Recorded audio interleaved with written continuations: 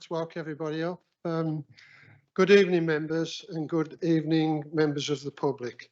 Welcome to this evening's June Planning Committee meeting.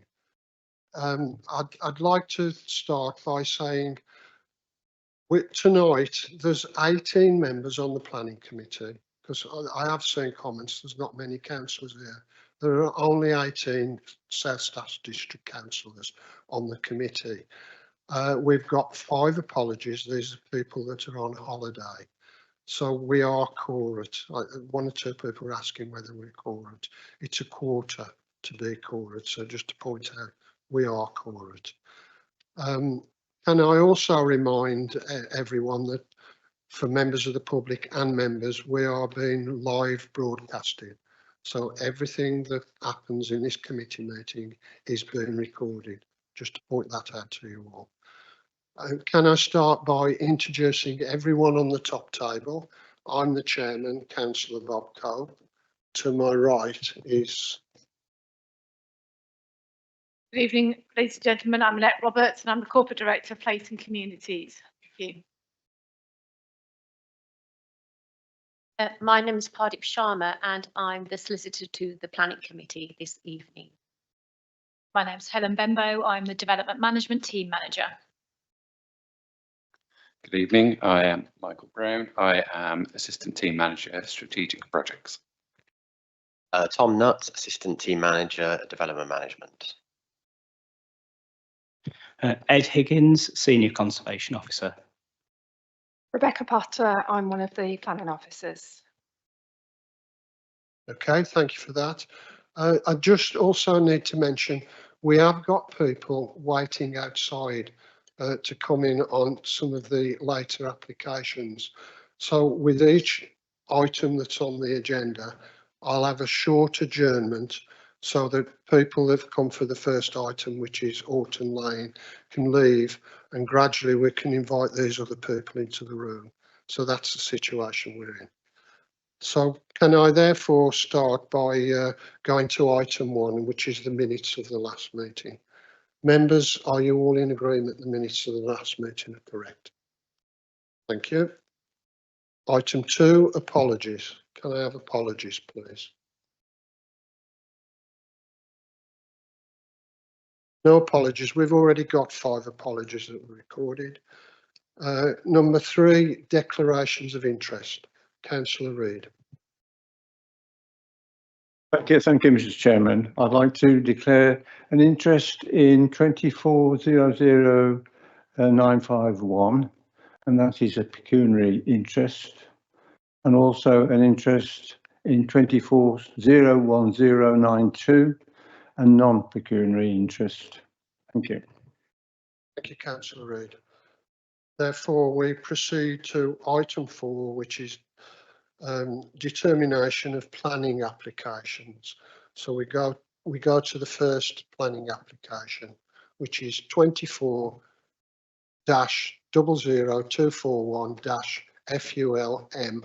It's a major application and it's land on the west side of Orton Lane, Wombourne. This particular application came before the committee at the last meeting, but it was deferred and it's coming back to the committee tonight. So can I hand over to Mike to shape it, please? Thank you. Thank you, Chair. Good evening once more.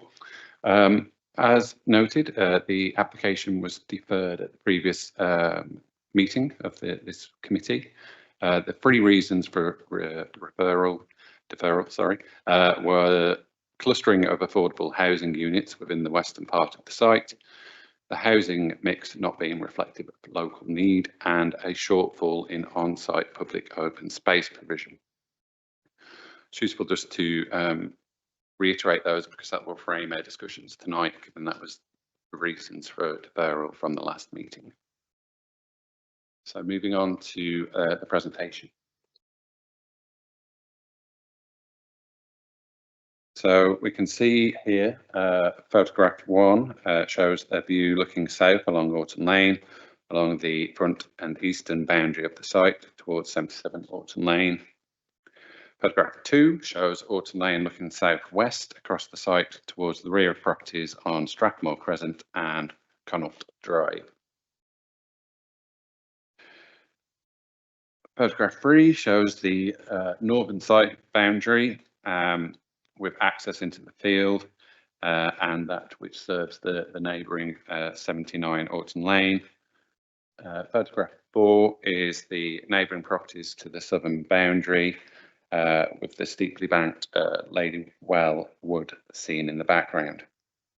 You can see the prevailing character of the architecture within the area, which is sort of 1960s style properties, albeit that on Connaught Drive, which we'll see in a moment, there are a mixture of dormer and non-dormer bungalows.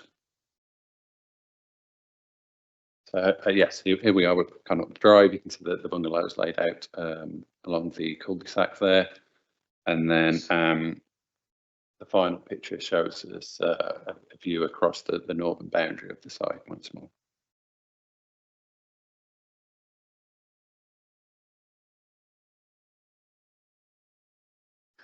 So the application site comprises 1.76 hectares of land currently used for horse grazing.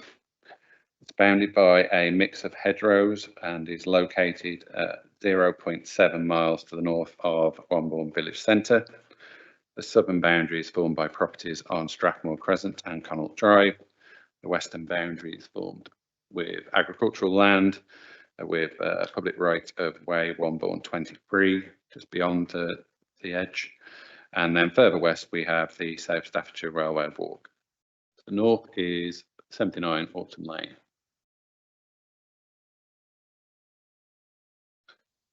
So the application continues to propose the erection of 41 dwellings, which gives us a housing density of approximately 30 dwellings per hectare. The vehicular access to serve the site is off Orton Lane, roughly halfway up the eastern boundary. In addition to the dwellings, a substation is proposed to the southeastern corner of the site, whilst the pumping station, which previously was in the southwestern corner of the site, has now been removed to be replaced with an area of public open space. The public open space in the remainder of the site is predominantly located along the northern and western boundary, through which runs a footpath which forms a loop around the site and links into where the POS is located. If we can go on to the next slide. So we've been provided with this plan which shows you where the public open space areas are. So obviously they're indicated in green across the site, and as you can see, it forms a buffer around those edges of the site.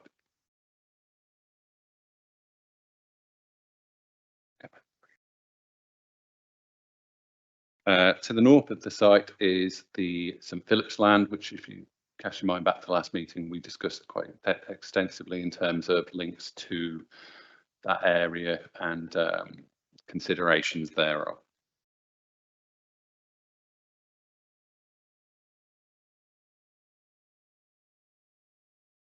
Yeah, thank you. So we have a couple of examples of the house types being proposed on site. The dwellings are fairly typical of modern housing estates. The bungalow is to be located to the rear of 24 Connaught Drive, I believe. Bear with me, I'll bring it up on the screen.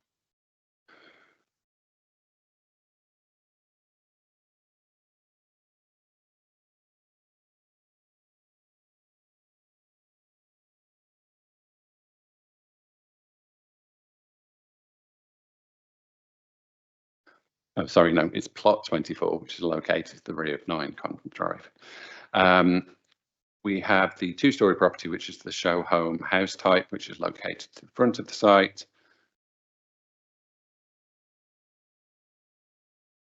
And we have a further house type here, which is located to the rear of dwellings on Strathmore Crescent and 11 Connaught Drive. So it gives you a flavour of the type of properties that are being proposed.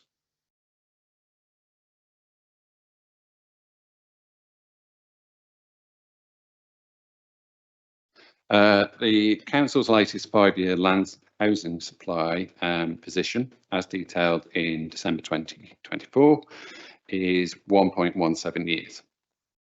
As advised by paragraph 11 of the NPPF, the council's policies on housing can therefore no longer be considered up to date, and it is against the requirements of the NPPF that the suitability of the principal development must be considered. Paragraph 11 states, in these circumstances, that permission should be granted unless protected areas or assets of importance provide a clear reason for refusal, or any adverse impact would significantly and demonstrably outweigh the benefits when assessed against the policies of the framework when taken as a whole. So when assessing this scheme, it's important to remember that any adverse impact must alone or cumulatively amount in weight terms to significant impacts when assessed against all policies within the NPPF. So working through the two matters raised by paragraph 11, firstly, protected areas, which includes of relevance to South Staffordshire, habitat sites such as SACs, SSSIs, Greenbelt, local green space, irreplaceable habitat, designated heritage assets and areas of flooding. The relevant areas of the original officer's report consider the impact of the proposal on these areas with no significant issues arriving, given in part that this site has been removed from the Greenbelt via the council's SAD document. With reference to the second point, once more the report addresses the scheme's compliance with the policies within the NPPF when taken as a whole. Also, those policies within the development plan that retain weight. In brief, the weighting exercise in this case, following the revisions we have received, the site is allocated, on a positive note, we have the site is allocated through the SAD for housing development due to its sustainable location. There are a suitable number of bungalows, totaling 12% of total. Scheme officers offers a policy compliant 40% or 17 affordable homes, which in design terms continue to appear indistinguishable from the market dwellings. The proposal will have an acceptable landscape impact and has been designed to integrate successfully into the surrounding character and appearance of the area. Council's Conservation Officer has considered the scheme's limited impact on nearby designated and non-designated heritage assets and considered it to be acceptable. The access parking turning facilities have been assessed by the Highways Authority, who also consider the scheme to be acceptable. It's noted and as addressed within the latest update that in regard to highway matters, a number of concerns have been raised regarding the site's proximity to bus stops, such as been discussed with the Highways Authority, who advised that the site is sustainably located in that regard, and they have not requested any additional provision for bus stops to the site frontage. The scheme is to contribute via Section 106 agreement to healthcare infrastructure, interpretation boards, on-site affordable homes, and the delivery of on-site public open space. The scheme now complies with the council space around dwelling standards and is wholly compliant in this regard with reference to separation distances to existing neighbours. Lastly, the matters such as boundary treatments, design, archaeological impact, cycle parking, sustainable transport, contaminated land, lighting, arboriculture, impact, ecology and drainage have all been addressed within the report and via various conditions. So moving on to negative impacts, these were the ones which were discussed previously. They are not to say they remain negative, because obviously this was the reason for deferral previously, and we'll go through and we'll discuss what changes have been made in order to address those reasons for a deferral.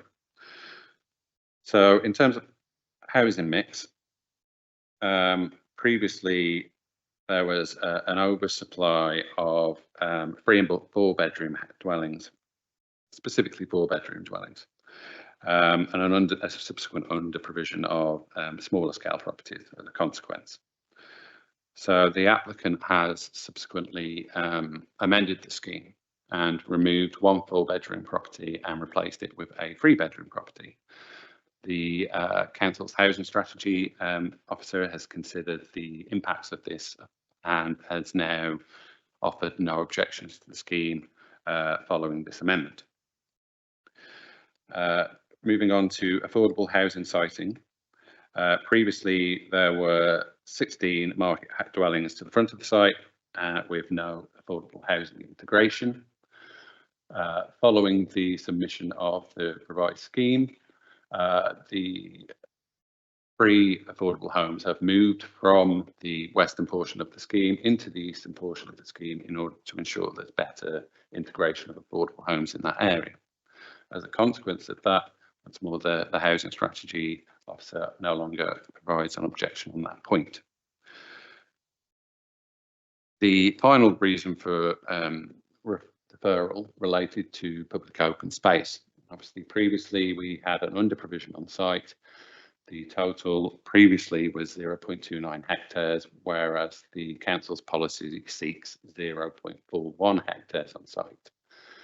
Now, following the removal of the foul pumping station from the corner of the site and the introduction of the additional public open space within that location, the scheme is now sitting at 0.14 hectares and as such is wholly compliant with the council's policies on this matter.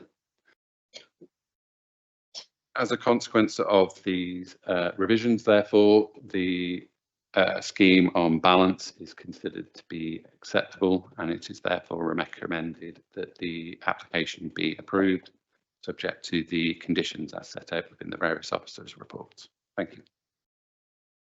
Thank you, Mike. We have 2 speakers, one speaking for, one speaking against. Can I ask Craig Perkins, who is speaking against this application, to go to the rostrum, please? Mr. Perkins, you have 5 minutes. Thank you. Good evening, council members. Thank you for the opportunity to speak today. I'm here on behalf of the concerned residents regarding the proposed development of the site of Orton Lane. It appears the developer has only addressed the bare minimum of the raised at the last meeting, just enough to tick the boxes considered for approval. But they've ignored key issues on those raised on their own documentation. In the site planning amendment from March 2025, section 2.1, it refers to a need for a larger pumping station. This has now been removed entirely in favour of a play area to tick the open space box. Residents living at both ends of the field have deep concerns about drainage. The area is not flat. It is raised approximately 5 metres at the centre. Water pooling at the western end would need to flow uphill to reach the soakaway at the eastern end, an obvious impossibility. This still has no acknowledgement of the risk of subsidence to neighbouring properties. Even with a 14-metre borehole, once the water enters the ground, it can erode surrounding areas. The drainage calculations were done using computer model for 32 houses, but seems to be rushed and do not appear to account for the added homes or any future development proposed at 79 Orton Lane, which would need to feed into this system. And let not forget the increasing frequency of extreme weather. What used to be a 1 in 100 year storm is now far more common. Another major concern is the design of the site. It's not keeping with the surrounding area. The homes are too densely packed. 2-storey homes will look over single-storey homes in Connaught Drive and Strathmore Crescent. Socially rented homes are still grouped together, supposedly for maintenance reasons, but any home on this site is within a 2-minute walk, so why no segregation? Increased light and noise pollution will be another factor of the site. Can the council name another area outside of London where social houses is placed next to homes valued at nearly £1 million? To reflect the character of this area, development should consist of large family homes with generous gardens, but does not seem to fit that the council's planning criteria. Grouping social housing together risks creating a ghettoised environment. These homes should be integrated with private shared ownership properties to foster a more inclusive community, not neighbouring each other. The proposed play area is poorly placed and provisioned with minimal equipment, some plastic logs and boulders. directly opposite bungalows intended for older residents. That's hardly considerate. Speaking of older residents, again, we mention no public transport within 800 metres of this site. One of the 2 bus routes has recently been changed, meaning residents now need to walk to the centre of the village to catch the number 15 bus. This has not been addressed. At the last meeting, council spoke of the site benefits, but didn't specify what these were. One thing it certainly doesn't offer is improved access to healthcare. Local GP surgeries are already overwhelmed. Patients now face an online triage system just to make an appointment.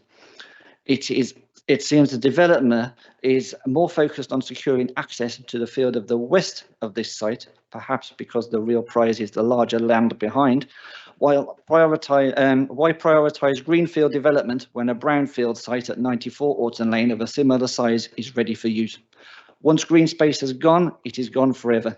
Many residents have enjoyed the access to this field, with gates agreed by previous landowners, and will this right be retained? The current boundary plan says nothing of the south side of this site and is reliant on existing properties. Lastly, the electrical substation located on one of the site's lowest points, right next to the soakaway, National Grid's own representative Brian Taylor confirmed that this is a poor location for the site. Moving it would even reduce the cable costs for the developer. Despite planning not being approved, preparatory work has already begun, trees cleared, power lines moved, and road closures scheduled for Severn Trent to connect the water supply to the site. How is this allowed before approval? Council members, I urge you to reject this application. The developer has made minimal effort to address the concerns and in some cases even made the plan worse. Thank you.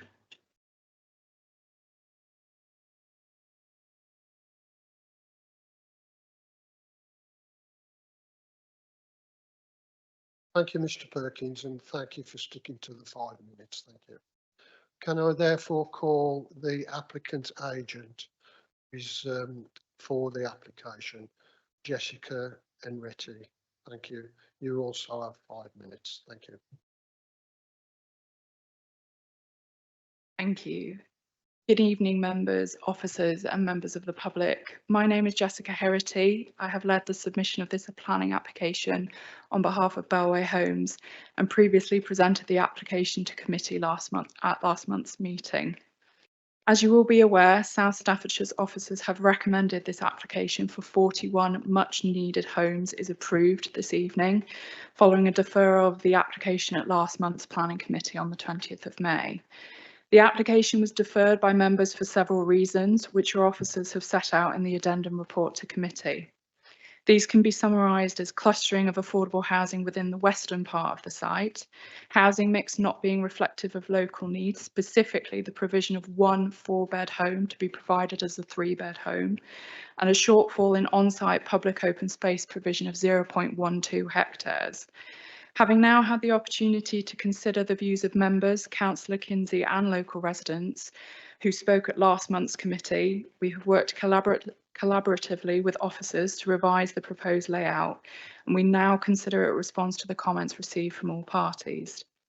A series of updated plans were submitted to officers at the end of May. These plans included several amendments, which I will briefly summarise.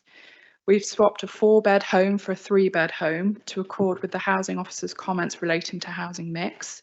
The housing officer has confirmed during reconsultation that they are now satisfied with the amendment.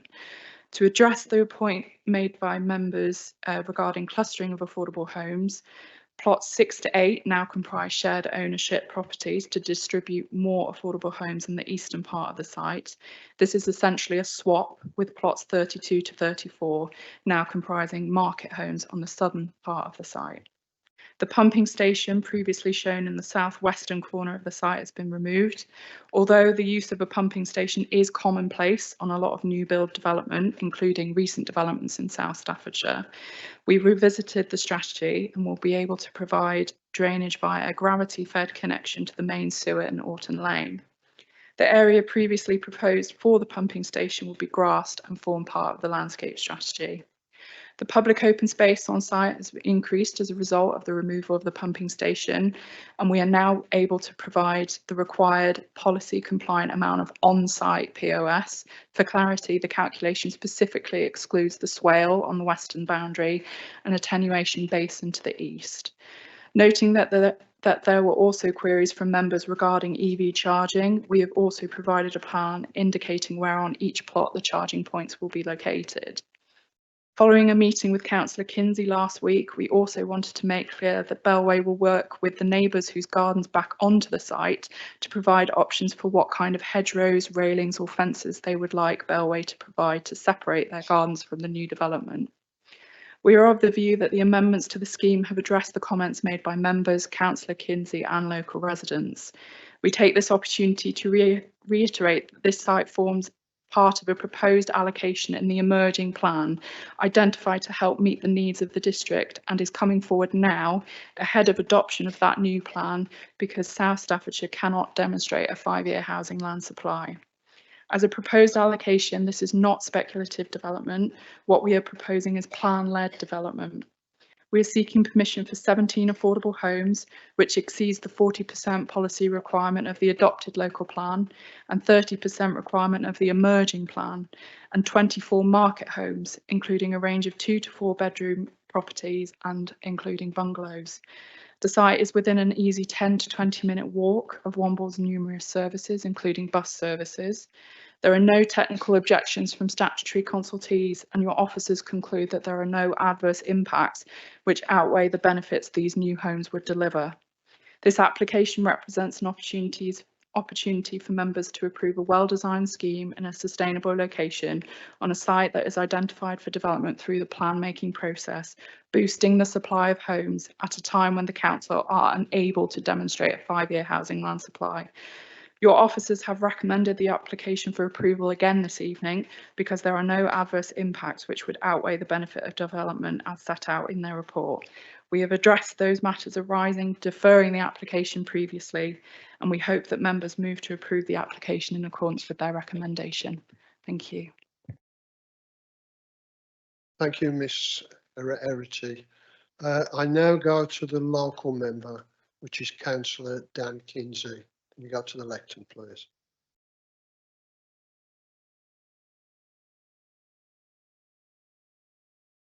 Thank you, Chairman and members. I have some disappointing news for you tonight that I'm not here speaking once but twice this evening, so apologies about that, you lucky people.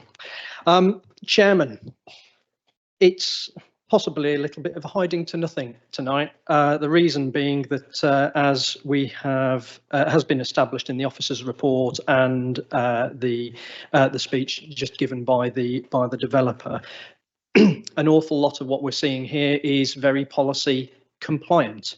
And indeed, we know our requirements put on us by national government in terms of housing provision and what happens if we don't get on as a district and provide housing.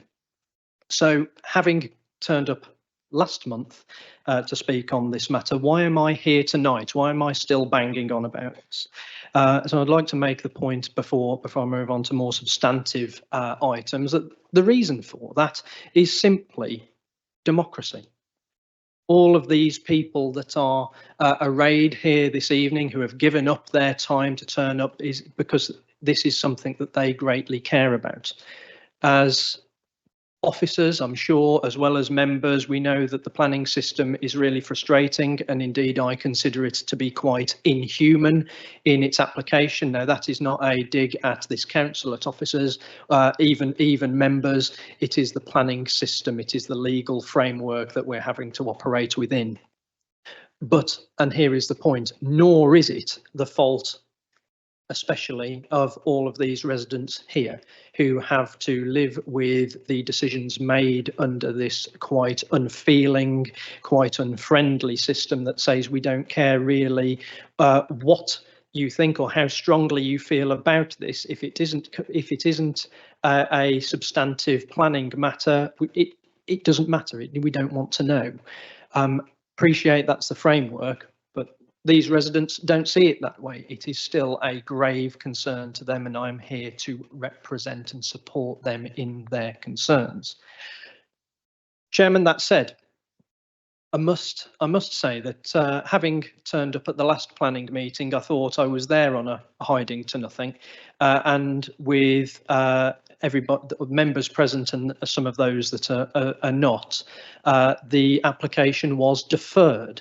Now, that was fantastic news to me, because it meant that even in small ways there was an opportunity to improve on the plan submitted.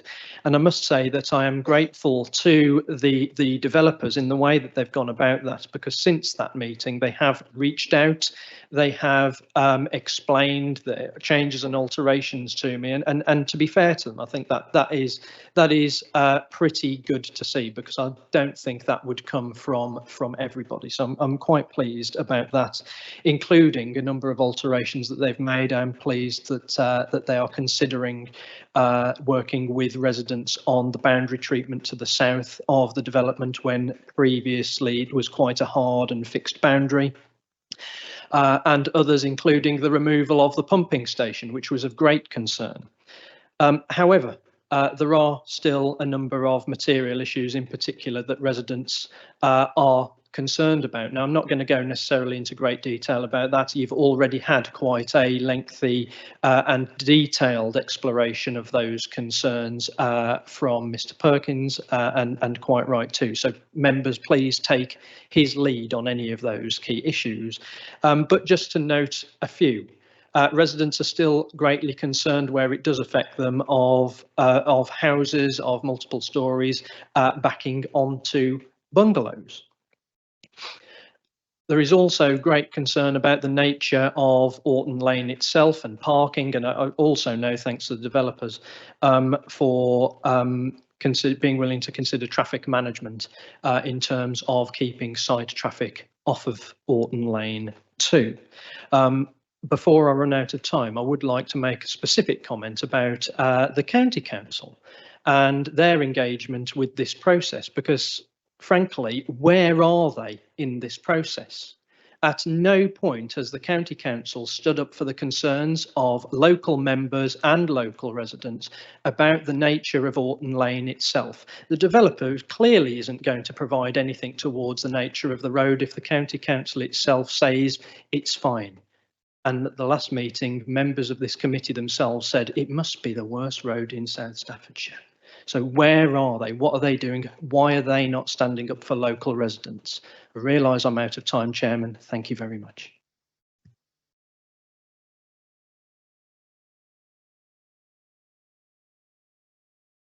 Thank you, Councillor Kingsley.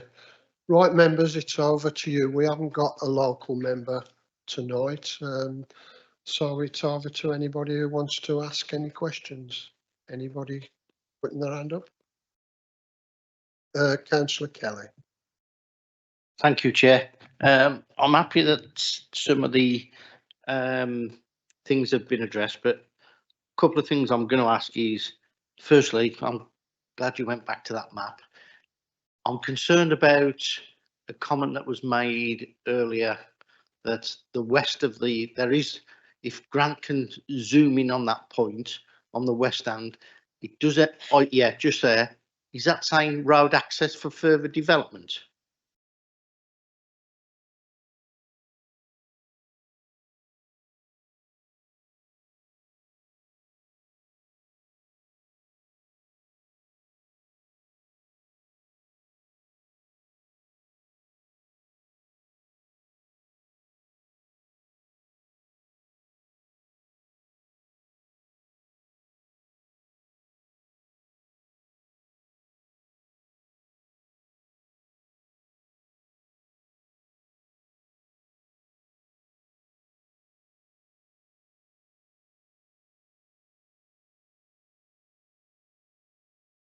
Bear with us, officers are just checking. Thank you.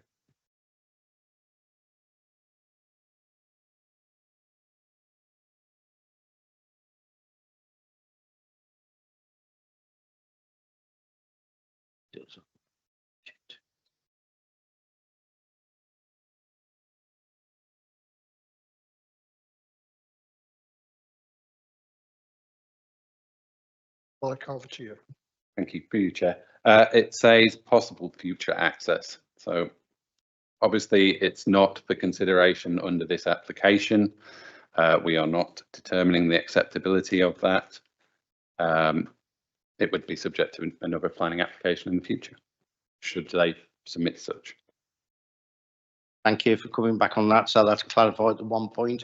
The other point is the pumping station going, that amber on that land is very high, I would say. What other mitigations has the developer put in, like soakaways, stuff like that, to mitigate it? Is there any other soakaways, or is it just going to go into the system? For you, Chair. The pumping station relates to foul. So in terms of surface water, we have a sud at the front of the site, you can see there, surrounded by the green, and then over to the western edge, there's a further swale. So the capacity of that provision has been considered by the Leeds Local Flood Authority, who have confirmed that in terms of surface water runoff, that will accommodate and indeed improve the existing situation on site, because that's the requirement from a planning viewpoint. Now, in terms of the pumping station and the foul, the applicant will need to be able to demonstrate to Severn Trent that it's not going to cause an issue, because otherwise they won't accept it as part of the drainage. So yes, we are in effect granting permission here for a foul drainage system, but ultimately they need to be able to demonstrate to the person they are towing into that it will work, or else they'll turn around and say no, and then they'll need to come back to us and we're back around again. So we have control over both matters and both have been adequately considered. Keyword there, grant is considered. It isn't showing prudence on the situation and to mitigate the issues.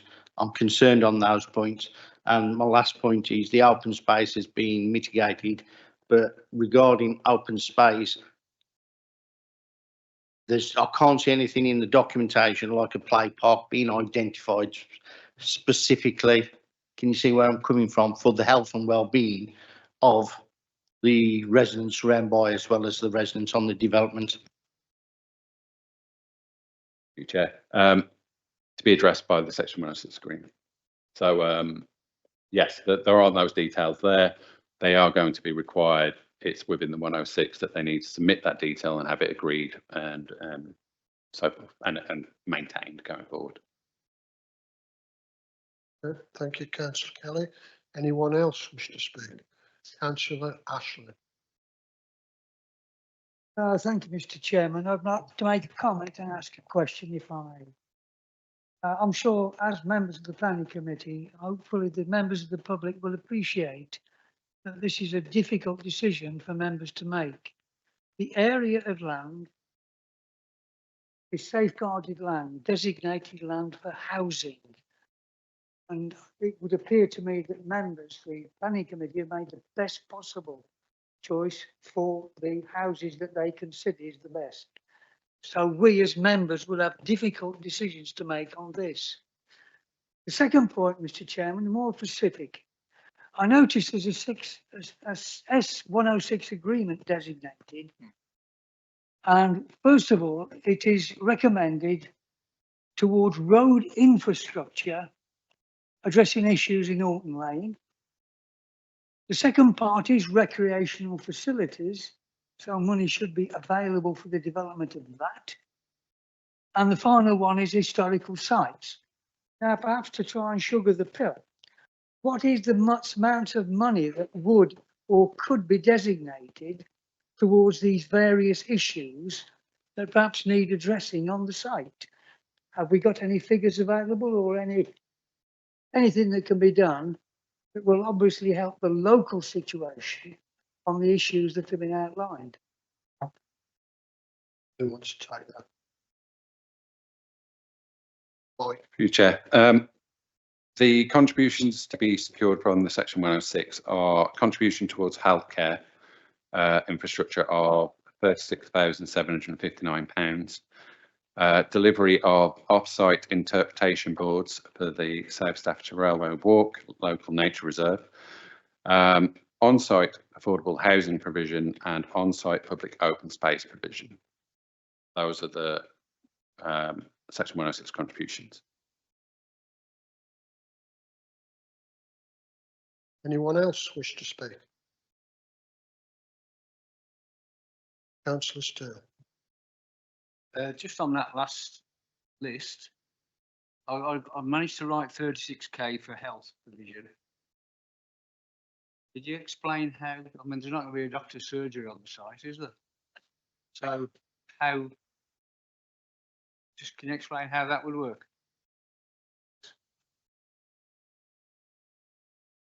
Chair. The contribution goes to the Integrated Care Board, basically the NHS, and it is for them to invest in terms of improving capacity within the local care trust. And obviously that's the sum that they've requested through us. But also, if I heard the previous question from my esteemed colleague over there, he asked how much was the contribution to play equipment, I think. And did I miss that, or was there not an actual figure mentioned? It's on-site provision. So the play equipment itself will need to be agreed with the council and the parks team, to be honest with you, because they have the expertise prior to a point within the development. There's no specific mention here exactly when, but it won't be towards the end of the scheme, won't be at the start. There'll be a need to put a suitable trigger within the proposal in order to require the submission and agreement of the play equipment. So it's not contribution because the developer will be providing it themselves on site. Okay. You finished? Well, not really, because no one's answered the question. Perhaps we're not entitled to know, but I would like to know, having been involved in a similar contribution on a site for which I'm a ward member, be it 6 years ago, £10,000 was the figure, and you can't get an item of play equipment for under fives for 10k. It's probably 15k, and that might be a combined pole, slide, ladder, and a few things, and a few ropes. So if there's 36k to the NHS, I can't imagine there'll be a similar figure for play equipment. It probably considerably less. But I'm just guessing, and if nobody can tell me, I'm disappointed. Ellen? Thank you, through you, Chair. There isn't a figure because it's on site. We tend to have a figure if it's going to be an off-site contribution. So how much money are we going to have to develop a play park off-site? Because the on-site provision is here, the legal agreement will require a scheme of works to be submitted. The parks team will then assess that to make sure it's appropriate for the scale of development and the nature that it's providing. So that's secured through the 106. So it isn't a financial contribution because it's on the site, and the specification will have to be agreed by the relevant consultees. But it's a policy requirement for that to be secured on site. So it isn't a financial number. If you want to come in, Party. No, Chair, I was just going to make exactly the same point that, whilst we appreciate that you actually want a figure, the control is actually going to sit with the Section 106 agreement. We will have a very clear provision stating that you must submit a specification for the play area, and therefore the council's team will carry out an assessment whether it's fit for purpose, whether it meets health and safety requirements, etc., etc. So what will actually be delivered on the site will definitely be fit for purpose, irrespective of the fact that we are not referring to a sum per se. You want to come back? Because we're the decision makers and we're asked to make a decision, and we haven't got the relevant information from my point of view anyway.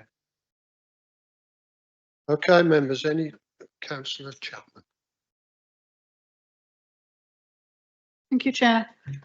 I lived in Wombourne many years ago, so I do know the area well. I know Orton Lane. My first comment would be this, and I'm sure that members will join me in this. Highways, where are they? That's a joke, isn't it? Orton Lane is an absolute mess. My comment with regard to this proposed development is it business versus community. I do understand the 5-year plan that we have to follow through, but what a shame that it has to go there. But the comment from Councillor Kelly with regard to another development later on, I now see where we're going with this one. Another pity, isn't it really? Healthcare, you mentioned section 106. Well, is the money guaranteed for the residents of this new estate, or will it just be swallowed up? There we go. I know it's a comment I'm perhaps not helping, but I feel really quite aggrieved with this. Thank you.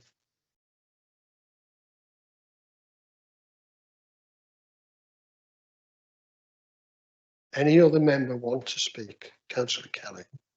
I just reiterate my key points, Chair, is my concerns of, firstly, an access road for a further development that could happen. It may not happen. The question also is the 106 provision of a play park not being clearly defined within the master plan. Second, further point of the pumping station and going into the fouling system is another concern, and what the ward members reiterated on other points. I have concerns on this myself. Thank you. Thank you. Any other questions? Councillor Stern. Yeah, it's an observation really on the information that we've got. That plan does not appear. But I'm wondering why this is the first time we've seen it. Because there's my computer and it's the old plan. But there's 2 versions of that, not that one. This plan that we're sharing this evening was an amended plan that was submitted as part of the changes that were discussed since the last application, but that is available on the website, that is online. That's been made public, and that was the plan that was subject to the latest round of public consultation. But I could just say we've got an appendix A, which I assume is the information to discuss tonight. Appendix A is the previous report that was sent to committee in May. The addendum to the report relays all the change in information since it was discussed at the last planning committee. So obviously, as you're aware, the plans don't get put into the committee agenda. There's a link to the plans and those ones are available online. But you are right, they wouldn't have been available the first time. They're subject to the amendments as per the discussions with members in May. Okay, any other speakers? Councillor Harper-Wallis. Thank you, Chair. Just a clarifying question. If this plan went to appeal, and let's say it was rejected tonight, could it change in any material way from the inspector? Sorry, Chair. If the plan went to appeal, this would be the plan that was assessed at appeal. There would be possible changes potentially if the developer wanted to table those, but I don't really see why that would be the case.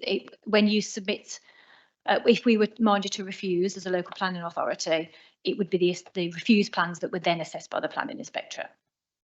So like no conditions would be lost and the developer wouldn't be able to kind of change. It would be this plan being submitted. Okay. Okay, any other questions? You want to come back?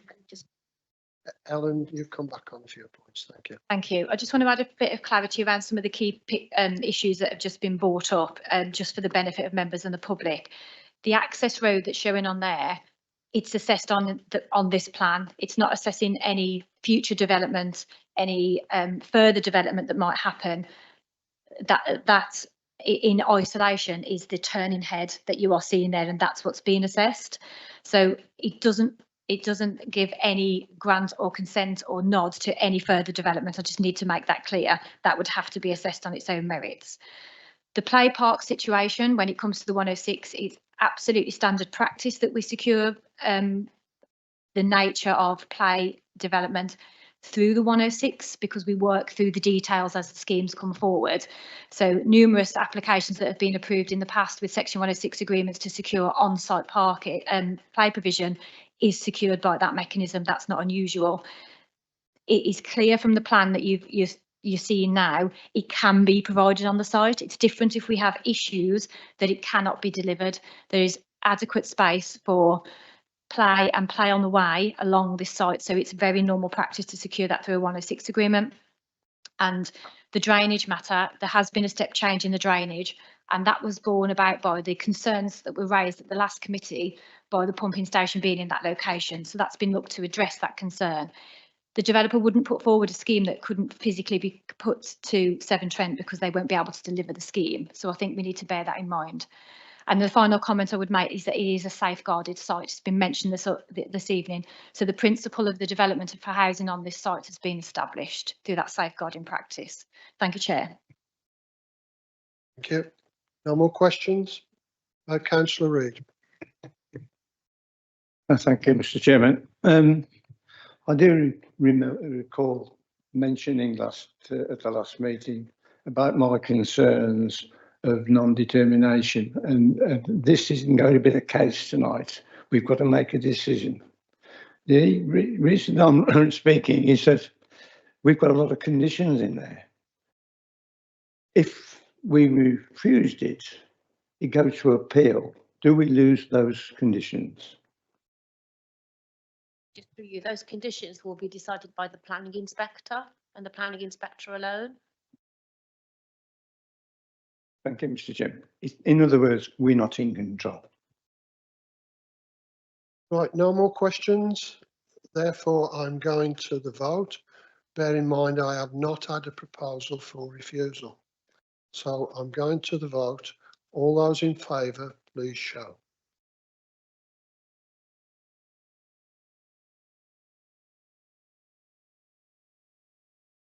All those against, please show.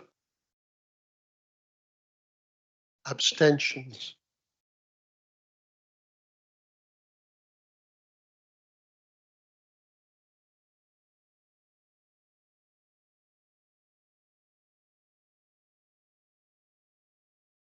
Okay. Therefore, the application is approved. Thank you. Can I ask members of the public if you want to leave? I'll have a short adjournment. Anybody wants to leave? Mr. Chairman, can we have some lights on, please? It's getting a bit dark over here. Can we also have the aircon, Mr. Chairman? Can we have the aircon?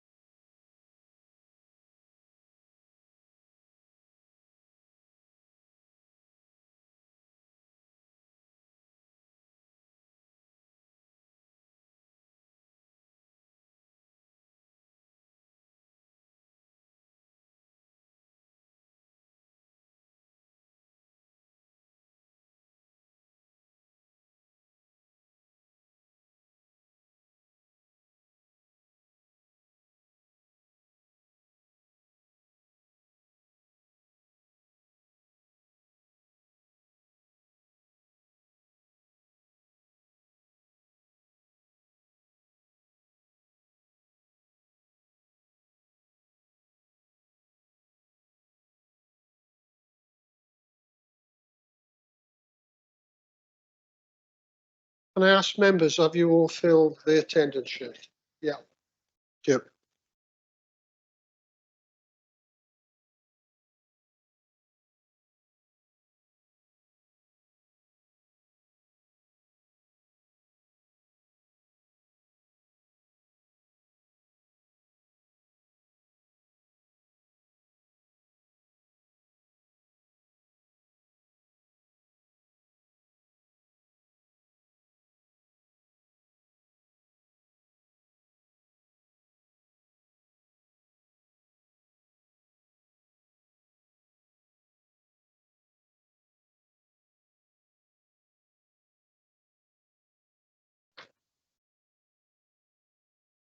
Members, I'm conscious we need to move on now. Is everybody in the room? Are there any other people outside? No? Okay. Are we ready?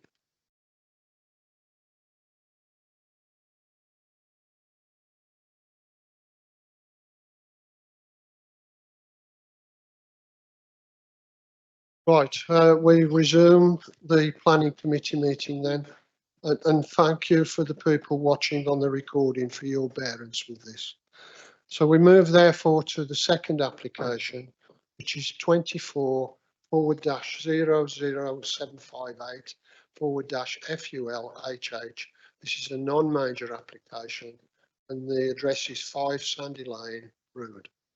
On this one, I'll go across to Ellen firstly. Thank you, Ellen. Thank you, Chair. This application relates to a 1.5-storey dormer bungalow within Brood Conservation Area and Development Boundary. Prior to the submission of this current application, a section of sandstone walling was removed and the former land bank was excavated without planning consent. The application proposes works, some of which are retrospective, to remedy this planning breach, as well as proposed works to render the existing garage, creating a low-level parking space adjacent to the garage with an associated retaining wall, an external staircase and landscaping. That's 2 slides there, which are just showing you the street scene. The application has been called into committee by a local ward member following objections from the Parish Council and Brood Civic Society about the potential for a detrimental impact on the conservation area and the street scene following the loss of the sandstone wall and the former land bank. These proposals are a resubmission of a previously refused scheme to retain the lower parking area following a dismissed appeal. To be clear, this is a revised scheme differing from the previously refused and has been carefully designed to help the existing garage assimilate better within the street scene. It looks to reinstate some of the lost walling to the front of the dwelling using carefully selected materials and landscaping to help recreate the enclosed frontage, thus allowing the focus to remain on the surrounded listed buildings, in line with the planning inspector's previous comments.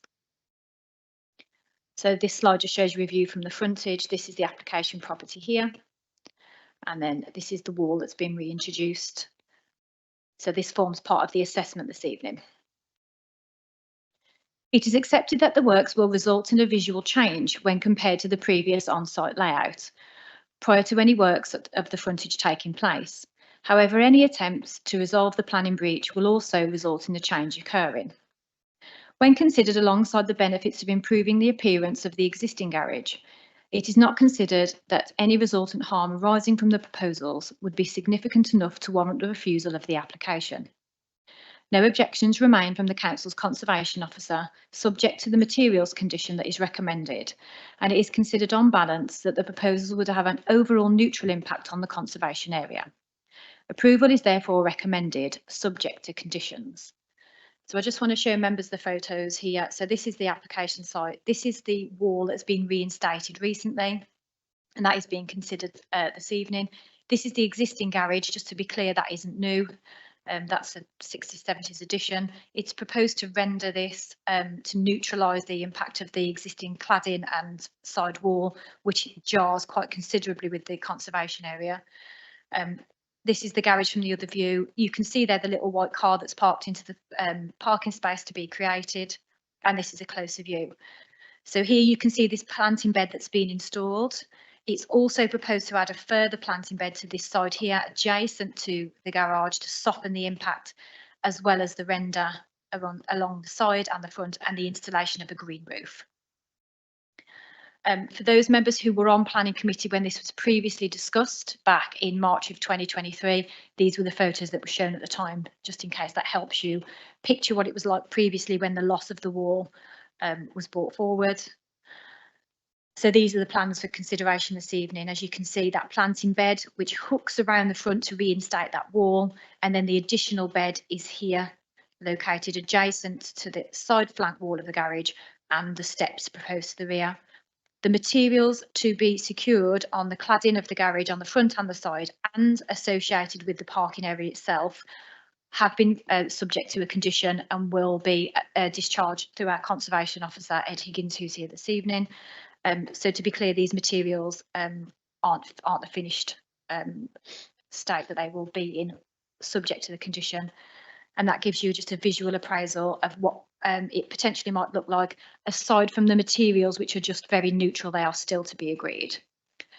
So currently subject to the conditions proposed, recommended for approval. Thank you, Chair. Thank you, Ellen. I don't have a physical speaker speaking against this, but we have got the agent speaking for it. So can I welcome to the lectern Warren Ains speaking for the applicant. Thank you. You have 3 minutes. Thank you. Thank you and good evening. Since my original application was declined in 2022, I've worked collaboratively with the planning department and the conservation officer to agree a design which I believe now mitigates the harm caused by the removal of the small section of stone wall. During this process, I have agreed to introduce additional natural stone walling and planting, replace the existing concrete drive with a permeable tegular block paving to match the pavement opposite, replace the timber cladding on the garage with natural stone coloured render as requested by your conservation officer, and also agreed the type of railings to be used at eye level, all of which I'm more than happy to be conditioned. I therefore ask you to approve this application on the following grounds. The application is supported by the county highways as it provides safe access onto Sandy Lane. The plan works will not increase traffic noise. The design has been developed in line with the comments received from your planning and conservation officers and does not have a negative impact on the quality and character of Brood. The design does not affect the privacy of the house or neighbours. The work will not create any pollution or increase the amount of light pollution. The application also minimises the visual impact on number 7 Sandy Lane, which is a Grade 2 listed building, and reflects some of the design features, i.e. rendered walls, natural stone walling and metal railings. The design now includes more natural stone walling than was lost. Regarding wildlife, while there is a loss of grass to the front garden, it will be more than compensated by the new planting beds and sedum roof on the garage. The works will not have any adverse effect on the environment, and the new parking space will be paved with permeable paving to control surface water runoff. The new parking space will also provide safe, level parking suitable for disabled access. I believe the application also complies with sales staff's core strategy development plan, as it provides sustainable, high quality design which will not affect the character or appearance of the Brood conservation area. In addition to this, I would also like to point out that the current application has not had any objections from members of the public, no objections from my neighbours, no objections from highways, and as a support of your planning officers and conservation officers. In summary, I would like to quote Winston Churchill, who once said that perfection is the enemy of good, i.e. while some people might not think it's perfect, this is a good design, and I believe it will therefore improve the property. The current garage is a blot on the landscape, so with your help I would like to rectify this as soon as possible. Thank you. Thank you, Mr. Haynes. Right, I'm going to hand over to Ellen. Tom, okay. Handing over to Tom. We haven't got present tonight one of the local members, Councillor Salapsky. I believe Tom is going to read out a letter. She's on holiday, unfortunately. Tom, over to you.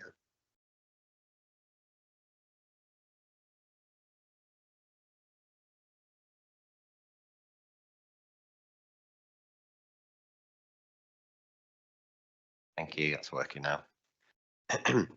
I object to this retrospective planning application concerning the excavation of earth at the front of the property to create additional vehicular parking, along with the construction of a new retaining wall, external staircase, associated landscaping, and the rendering of the existing garage. This application sits within the conservation area of the village of Brood. Conservation areas exist to protect the special architectural and historic interest of a place. In other words, the features that make it unique and distinctive. This is the same proposal that was previously refused by South Staffordshire District Council and dismissed on appeal by the Planning Inspectorate. This householder has consistently ignored all the advice and guidance given to them by the traditional means of planning application and subsequent appeal process. There is no justification for approving this retrospective application, and enforcement action should be commenced to ensure full restoration of a new retaining wall to the original height, not the reduction in height of 50% as in these submitted proposed plans, in the correct type of stone to match the original design and appearance in keeping with the conservation area and street scene. Foliage and fauna of the type originally planted and established to return the outward visual appearance to its original form, and the rendering of the garage back to the original form and colour should also be ensured. The Conservation Officer, Brood Civic Society and the Parish Council have all consistently objected to both the original and retrospective versions of the plans. This retrospective application development causes detrimental harm to the character of the conservation area and the existing street scene, and I strongly object to the approach of the applicant with their continual applications on a location that has already been debated, refused, appealed upon, and the appeal also refused. That's the end. Thank you, Tom. Therefore, you've heard the letter from Councillor Slapski, and I hand it over to you members now. Questions, please. Yeah, of course. Over to the local members, of course, yeah. Which one wants to go first? Thank you, Chairman, if you don't mind. Yeah, I have received quite a few complaints about this proposal, both from the parish council itself and the civic society, of course, of which I'm a member anyway. I'd just like to read out my notes, if you don't mind. I'll curtail them as much as I can. Anyway, the history is a section of the historic sandstone wall along the lane edge has been removed to allow the building of two drives and a double garage. This is it initially, of course. The remaining curved part of the wall, together with trees and hedges, maintained some screening and gave a rural feel to the lane, features which are important in the conservation area. This remaining wall has been removed in 2022, along with trees and hedges, exposing more of the garage, which is situated at the bottom of the drive, as you've seen on the photographs there, and an expanse of openness totally wrong in the conservation area.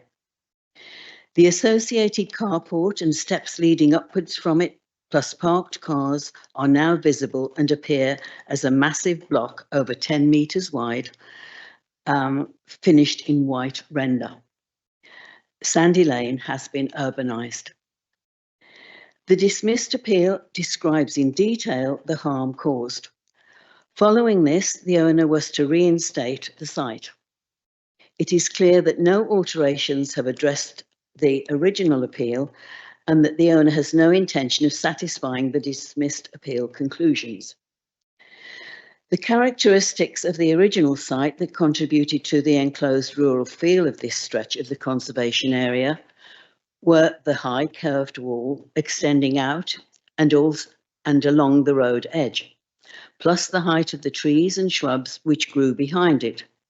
These are features which are essential to reproduce the screening of the garage and the dwellings upon the bank, which goes up from the road, of course. It will take a number of years to re-establish this screening. It is now 3 years since the wall and bank of soil containing the trees and hedges were removed without permission.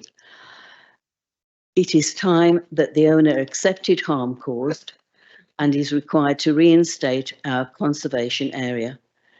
The latest street scene clearly shows how little screening the current proposals provide. Yeah, that's all I have to say. Thank you, Chairman. Thank you, Councillor Holmes. Councillor Sutton. Thank you, Chair, members. A lot of what I've had through my inbox in the last 2 months has been about this particular application. And it has looked a pretty sorry sight for some considerable time. I appreciate, and a lot has been made about the fact that this application has a material difference to the previously refused application by this council and also the subsequent dismissal by the planning inspectorate. And in fact, in this document, it lists the 2 material considerations. But those material differences actually don't appear to outweigh the planning inspectorate's final comments on his previously refused appeal, in my opinion.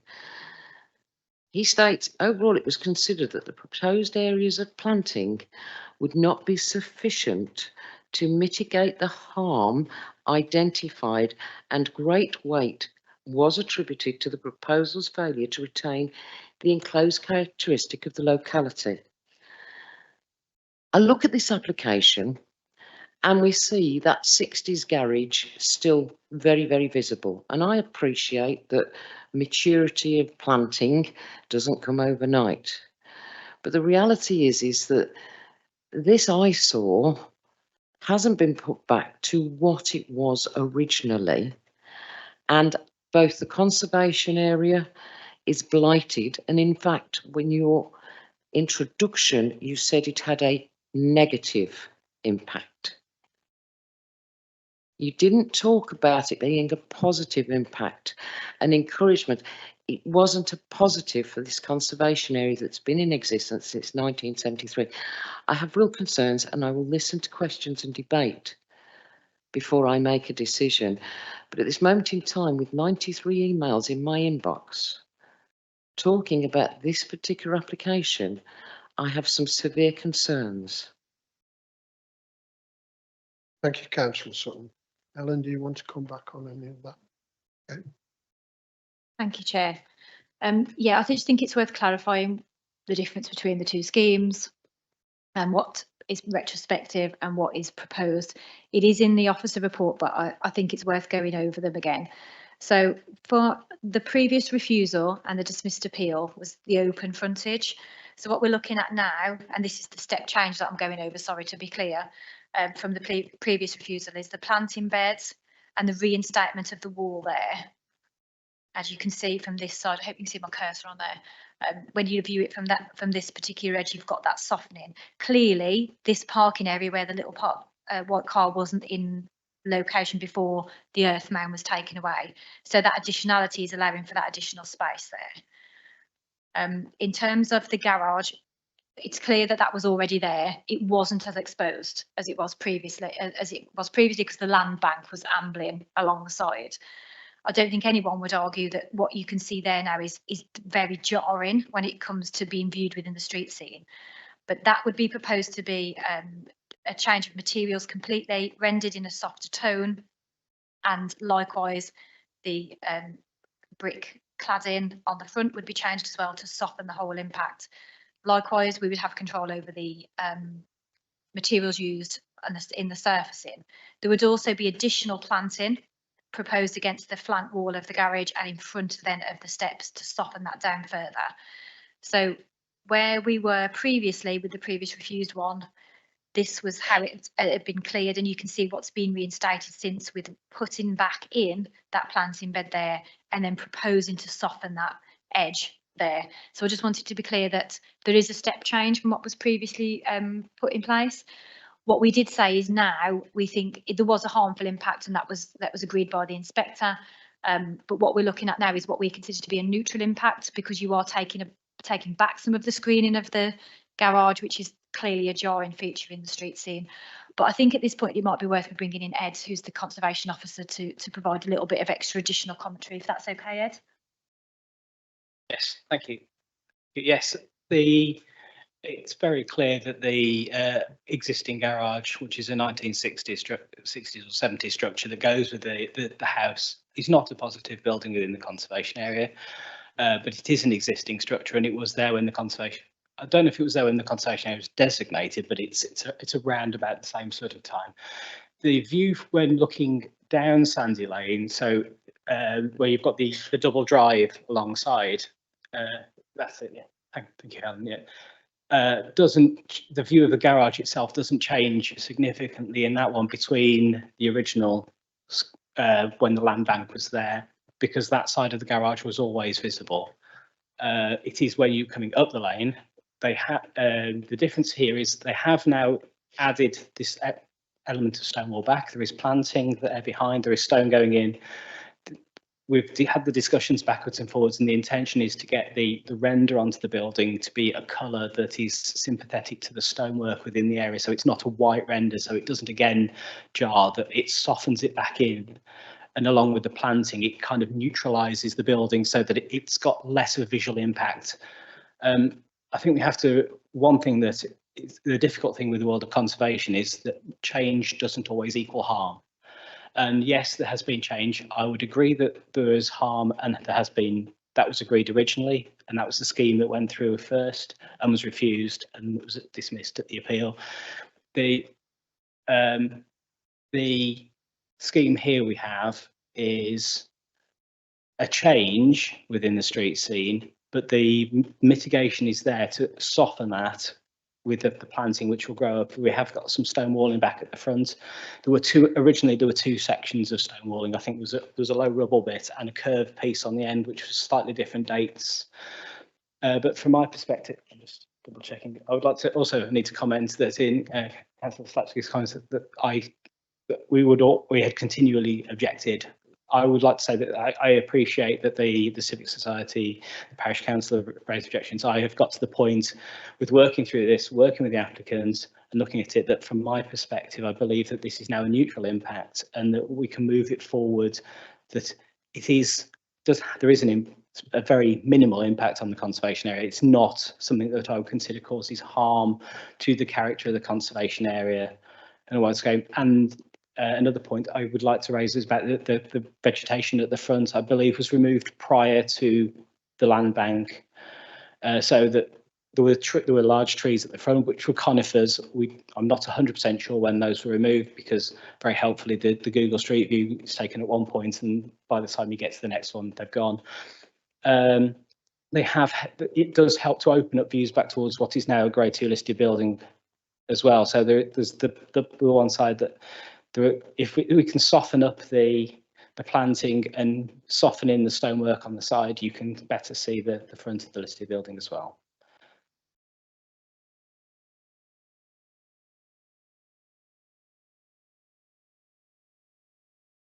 Thank you, Ed. Just as a final point for me, I just wanted to draw members' attentions to conditions 3, 4 and 5 that are proposed. I know you will have seen them, but they are very tight and precise conditions, which will give us an awful lot of control, not only over the materials proposed here, but continuation of any further works and the landscaping scheme. I need to make it clear that there was some clearance of shrubs and trees, none of which were protected, and we wouldn't have had any control over those. Condition 5 allows us to have some control back over the planting, which I think is a really important win here, if members are minded to approve, and gives us some control over establishing that planting, appreciating it will take time, but it will allow us a level of control over that. And the applicant has agreed to all 3 of those conditions. Thank you, Chair. Thank you, Ellen. Members, you've heard the opinions of the 2 local members and the officer's response. Questions from the floor. Councillor Reid. Thank you, Mr. Chairman. I think I read where we're not supposed to be referring to the past in the previous refusal, etc. But to me, it's the same lane, it's the same property, it's the same issues. And I've great concerns on the effect it has had. There was a very well attended site meeting when we first went to look at it. And it was quite obvious from that site visit that the proposed improvements, in my mind, weren't improving at all. In fact, it doesn't look anything like the rest of Family Lane.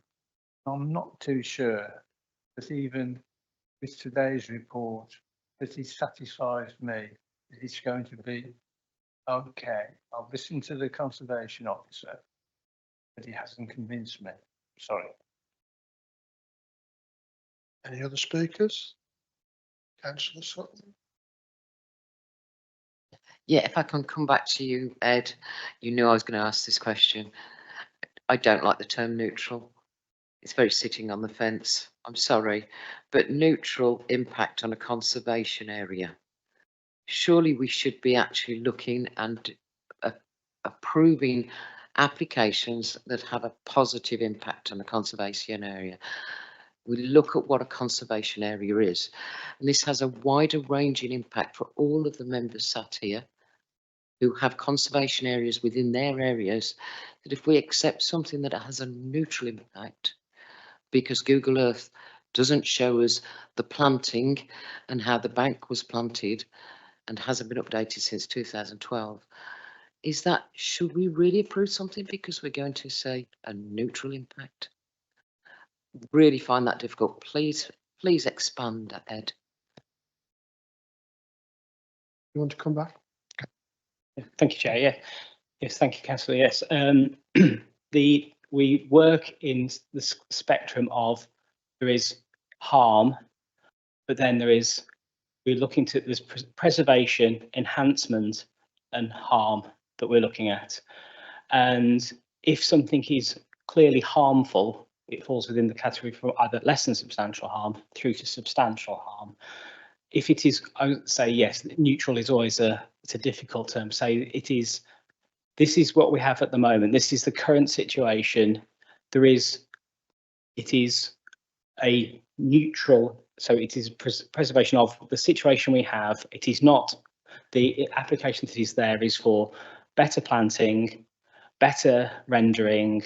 So it's reinstating and cladding that building in something that's going to help to minimise its visual impact, to help soften that impact visually. It is therefore my professional opinion that it falls within that central point, that doesn't fall into the harm, but doesn't fall into the enhancement either. It's that horrible middle ground, unfortunately, but have to accept that that is where it is. It's a very difficult situation, and the world of conservation is a difficult one because, as I say, change doesn't equal harm. We have to move forward, but we have to protect the historic environment at the same time. Once the historic environment is as fragile as the natural environment. Once it's gone, it's gone. But in this case, it's my opinion that the stone walling that's being reinstated at the front and the planting and the control we'll have over the materials and the planting to help to soften that's there we'll see that this doesn't cause harm. Therefore, that is why I removed my objection. I hope that in some way helps to Thank you. Councillor Harms.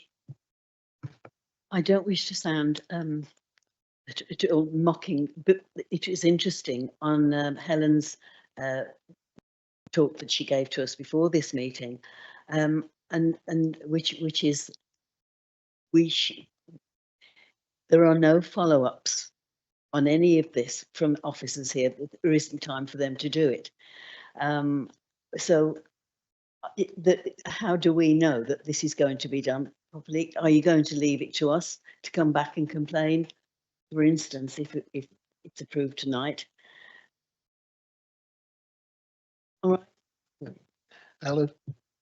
Thank you. Because we've got a live enforcement case on this one, because there is a breach of planning control, it would be monitored because it's already with the enforcement team. So you're absolutely right in what you've said, that as a matter of course, we would wait for an enforcement complaint to be received and then we'd follow. But there is that process has already happened with this one. So we would have to follow up, monitor compliance with conditions and make sure it was in compliance with the plans in order to close the enforcement case. So in this case, we would, yeah. Councillor Kelly. This is for Ed and Helen. I've got the pictures of the planning application up in front of me now. So the walls are going to be rendered, yeah, and you're saying a soft colour. The drive is going to be all block paved.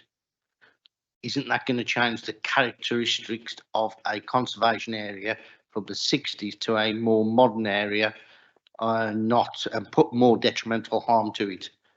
Because putting a new block pave compared to what a 60s drive would be is totally different. Come back. Thank you, Chair. Thank you. Yes, no, I appreciate that. Let's say the actual that hard surfacing that's there at the moment, the driveway, say we're talking about sort of change and moving forward. Say that at the moment it's gravel. There's some concrete and there's other sort of tarmacs and other sort of hard surfacing that's not in keeping. Note that they're proposing the type of paving that is already in existence within the street scene on the opposite side of the road, within the public open space on the other side. So it's to tie in with that. And the rendering, there are the listed building behind, although it's white rendered, but it's not introducing a render into the street scene. It's not adding anything new that's not already within the palette of renders and materials within the conservation area. So it's not adding anything materially different, but the use of a soft render, soft coloured render, I would sort of propose a sandstone sort of coloured thing, but that's something that I would be working with the applicant on, is so that it doesn't become a building that is a stark, something that you're drawn to that's very modern and that you see it. They initially talked about some timber cladding, which would have brought something different into the street scene, which would, as you come up the street, you would have initially looked, you'd have immediately seen it, gone, well, that's different. It draws your eye. If the colour palette can be brought back in so that the render dulls it down and softens it in, it will mean that it will become a recessive structure. So it should hopefully reduce that massing of the what is currently a concrete block. I hope that helps in some way. Because the reason I was looking at it is to, as I say, the garage is a London brick style garage, and I would have thought some sort of like brick stoning covering would have been more better, because it's also stating the application of a new garage door as well. So the question is, what sort of style of garage door is that going to entail? Because that's a wooden door. Is it going to be wood for wood, or is it going to be UPVC? Yeah, no, that is a fair point, but say we've got the control over the materials and it would be looking to be a timber door. I'd want to, we already have a timber door in place. We'd want to keep the same type of structure, same type of materiality. So there, and I think, say the London brick kind of thing, it's something that's not quite in keeping with the character of the area. So it was the sort of thought of a render that could be toned down would help to just make the building that bit more recessive. We're trying to make it less visually intrusive. I think that's my intention. I hope that. One more point, Chair. In part I agree with you. Rendering makes it look newer and makes the street scene look out of character. It can do that rendering. I've done rendering for many years. I know what it's like.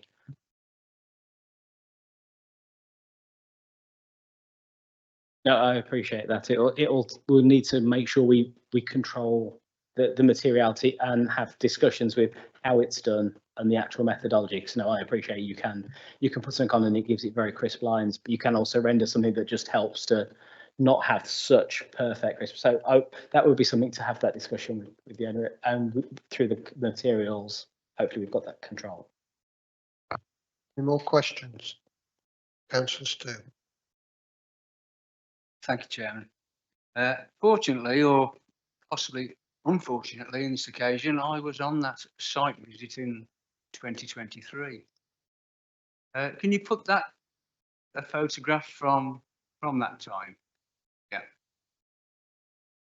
Well, basically, I was appalled when I saw it. Being totally honest, I think what's there now looks better than that. But have we got a photograph more to the left, which showed the curved wall? Because there was a conifer there, and it must have been 50 foot high in the corner. No, to the left. It's further up. Can you put that one back on again? Sorry. Yeah. It must have, because there was a driveway to the left of that garage, and there was a curved buff wall there, and it had been made up in the past of different bricks. But right in the corner there was a conifer that was probably 50 foot, and it was starting to damage the wall, and it was about to come down. It's a shame we haven't got the picture. So I wasn't surprised to see that had gone, I have to say. Whether that permission was needed to remove that or not. It probably could have been removed on safety grounds, but anyway, it's a shame. And so just to, oh, that's it. That just shows the corner there. I was just going to come in. It's that one that you're referring to at the very end. And yeah, the tree officer assessed it. And it had to come down. So, and we've got horrible concrete drives on show. So I have to say the idea of some sort of brick pavers, not bricks, but more like cobbles. I don't know if I like that. Would probably make it look better. I think it's almost an impossible task to make it better, I have to say. And for my humble opinion, I think what that's on the left, what's been done so far is a reasonable start. I have to say, at that site meeting, of the committee that followed, we as members actually went against the officer's recommendation and we refused it. That would have proved right by the inspector. So sometimes we are right. And as the elected members, like I say, it is our decision. We have to obviously make a good decision in planning terms. So I know that's probably no help whatsoever, but that's my opinion. So. Any other questions? Councillor Ashley. Mr. Chairman, one thing that seems to be positive is in the heading of the application, an extra vehicle parking. Notice the yellow lines at the front of the site. Does that literally mean that instead of the people who own, I think, the bungalow at the top, isn't it? Does that mean they now do have a parking space, whereas before it was either restricted or didn't have one? And the second point is, you can't change what's gone, it's gone. But if there's a strict regime for replanting as much as one can, surely that's better than refusing this completely and trying to go back on history. Yeah, you're absolutely right. There's an additional parking space has been created at the side of the garage as a result of this change. So the homeowner benefits from an additional space now. And yes, you're right about the planting. We would have an awful lot of control by way of condition number 5, which would allow us to reinstate that planting area and allow that to mature over time. But yes, based on what's gone on here, there is another parking space created. County Highways have also assessed that and they're comfortable that it's safe access and egress. Thank you. Any other questions? Councillor Sutton. Yeah, can I just clarify that last question? The previous owners of this property always parked up the drive at the top. What we have now is 2 additional parking spaces, as well as a garage that isn't used as a garage. So in effect, it's 4 car parking spaces. Yeah, that's right. So there's, if you can look at this picture on the right hand side here, if I get my cursor, that kind of concrete driveway which slopes up leads to a parking space at the top at the higher level in front of the house. But this additional one has been created at the bottom as well. So it's an additional one compared to what was already there. Yeah, so there is access at the top and then now the one at the bottom as well. Thank you. Any other questions? No, I'm going to therefore go back to the local members because the local members expressed they wanted to hear what the conversation was in the committee. Do you want to wind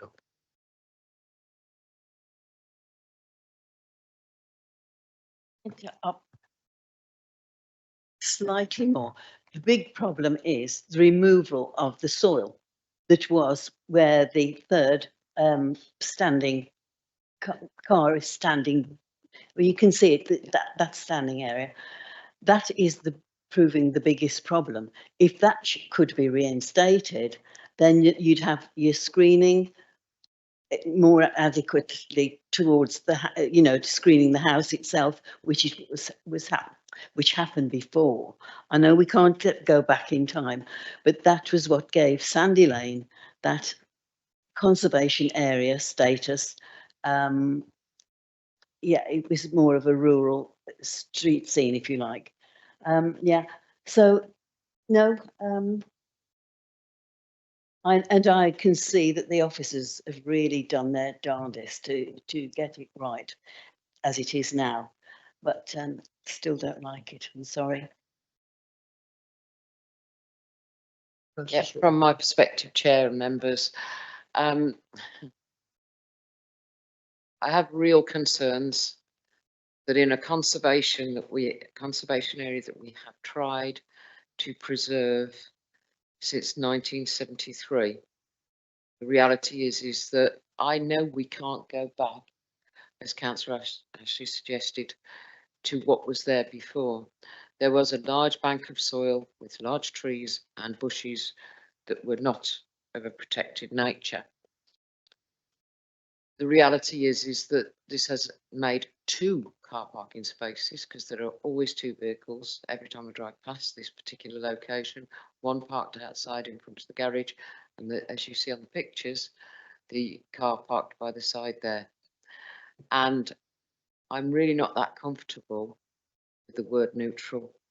I'm really not that comfortable that I appreciate, Ed, we've had conversations, we've had lots of conversations about this, and I'm still not reassured that this will actually enhance or even be a neutral impact on the conservation area. I think it will be detrimental, and that's my personal opinion. So sadly, I am not going to be able to support this application. I've listened, I've tried my hardest, I've tried to put myself in the applicant's shoes, but the reality is that this is not returning this or making Sandy Lanes conservation area a conservation area. It's urbanisation. Councillor Sutton, I'm perceiving that some members are not happy with this application. So therefore, are you prepared to put a proposal for refusal, but I need a good planning reason?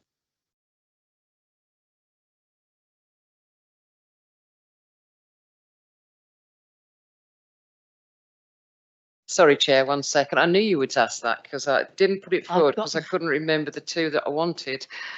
Right, I put a proposal to refuse this application under policy EQ3, conservation, preservation, protection of heritage assets. I'm ever so sorry, I'm trying to read your writing. My writing. And core policy 2, protecting and enhancing the natural and historic environment and impact on the street scene.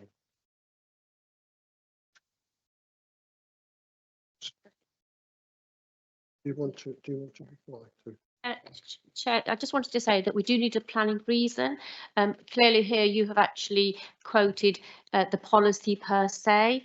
You know, we will need an understanding that you consider it's harmful, it's in conflict with the policy, etc., etc. But, you know, before you do put the proposal forward and before it is seconded, there is just one thing that I would just like to say to members, and that simply is this, that, you know, we understand that the concerns that you've got, we understand that this application was retrospective, and I understand that Ed has actually tried to do his best, but if it is seconded and it is refused, one thing that I think members, you know, probably already aware of is that you do lose control of the application, and the very robust conditions that have been put forward in the application, which give you absolute control, you know, over the render, the materials, you know, will be actually lost because on appeal, any conditions that are actually going to be opposed will be at the discretion, you know, of the inspector. So that's the only point that I would actually like to make. But it is important, Councillor Sutton, that if you are concerned, it's your liberty to actually seek a refusal. We'll get it seconded, but I just need absolute clarity on the reasons. I hope that's helpful. Would you like to come back, Councillor Sutton? I'd like to propose a refusal under core policy 2, because I do not believe this protects and enhances the natural and historic environment and street scene of Sandy Lane Road. My second reasoning is that I do not believe a neutral impact is conserving a conservation area or preserving and protecting the heritage assets of Sandy Lane, Brood, part of the conservation area of Brood. Cool. So protecting or enhancing the street scene, yeah, absolutely. I'm going to caution against using going against neutral because it's actually contained within central government policy, the word neutral impact. So we may just need to shape that a little more in terms of the harm on the conservation area, which is the heritage asset, and that the harm doesn't outweigh the benefits in terms of it. So is that, would that be reasonable for me to shape it in that direction? I just want to caution against the neutral on the streets in terms of impact on the street streams. Thank you for your advice and guidance, Helen. That would be super if you could put it in those words. I appreciate that neutral is a legal term, but the reality is that neutral is a neither here nor there. And although it may have a legal definition, I don't really feel comfortable within a conservation scheme to have the word neutral. But that's my cautionary advice. Thank you, Chair. Okay, we've now had a proposal for refusal. Can I have a seconder, please? Councillor Holmes has seconded it, so I'll take it to the vote. All those in favour of the recommendation by the officers, please show. Sorry. All those in favour of the refusal, my fault.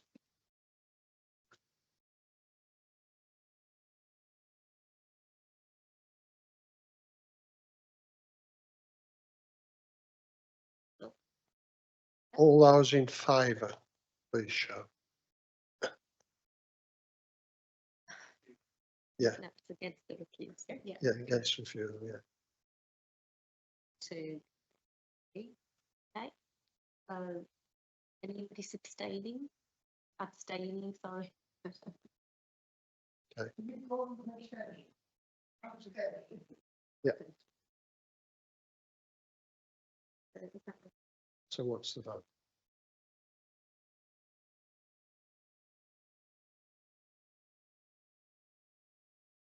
Sorry, Chair, it's just not adding up. Can we just do that just Yeah, once go more? on. Apologies. Yeah. Okay. Favour of refusal. So did you vote in favour of the Refusal. Please show again, please.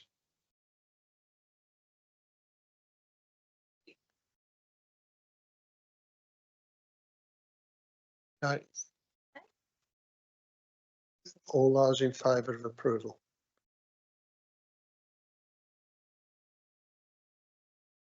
Abstentions? Sorry. So recommend the decision is refusal.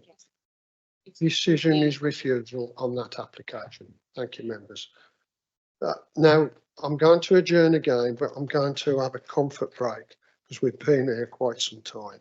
So I'll have a comfort break for 2 to 3 minutes while we adjourn and anybody else that wants to come in the room. Thank you.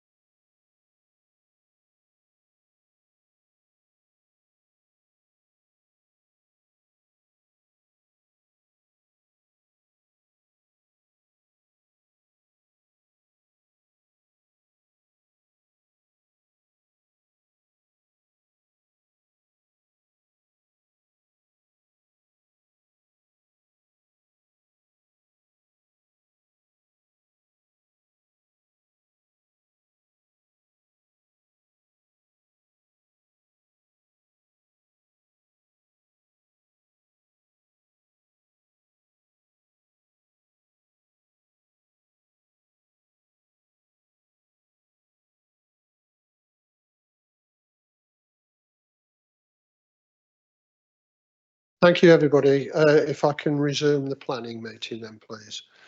So we next move to the next application, which is, oh, 1 second, I've just realised I haven't got Pardee with me. Can you just hang on 1 second? She'll be back in a minute.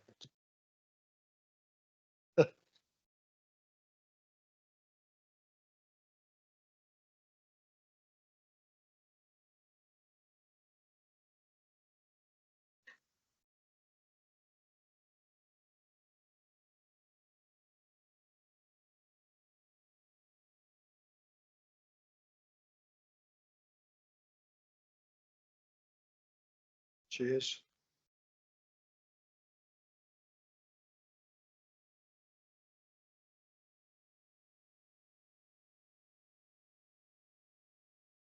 Bye, Pardee.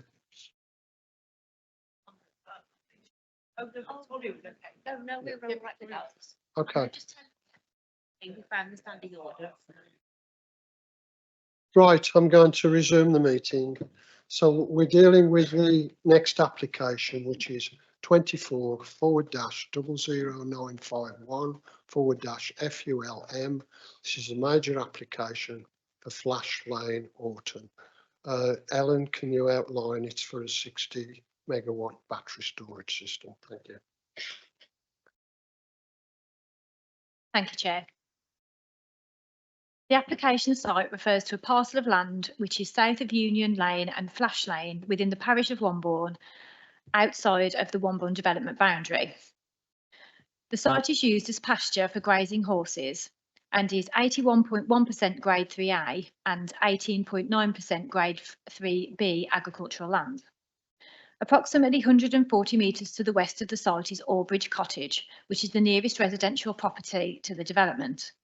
In the wider area, there is Monk's Path Cottage, approximately 650 metres to the south, and Orton Grange Farmhouse, approximately 660 metres to the east. The site is positioned 80 metres east of the Staffordshire and Worcestershire Canal Conservation Area, which also has a Grade 2 listed and Schedule Ancient Monument Albridge Canal Bridge and Lock. Planning permission is sought for the full development of a battery energy storage facility, or BESS, a substation compound with associated infrastructure, fencing, drainage, landscaping and access from Flash Lane. The proposal is for a temporary period of 40 years. The point of connection for the facility would be into the Penn substation, sited approximately 380 metres north, and it will be connected via an existing overhead line. An alternative site selection process has been undertaken, and this site was identified as the most appropriate considering constraints of other sites. There is no connection date at present. The project will be caused by the new grid reforms being rolled out by National Grid, Ofgem and the government, based on a first ready, first connected principle. Once the project has planning permission, it will be submitted to the new gate process and a connection date will then be assigned. This is a step change from the applications that have been before Planning Committee previously. The site is considered to meet the definition of grey belt and would not be an appropriate development within the green belt as assessed against the criteria which are set out in paragraph 155 of the NPPF. Very special circumstances are therefore not required to be demonstrated in this application.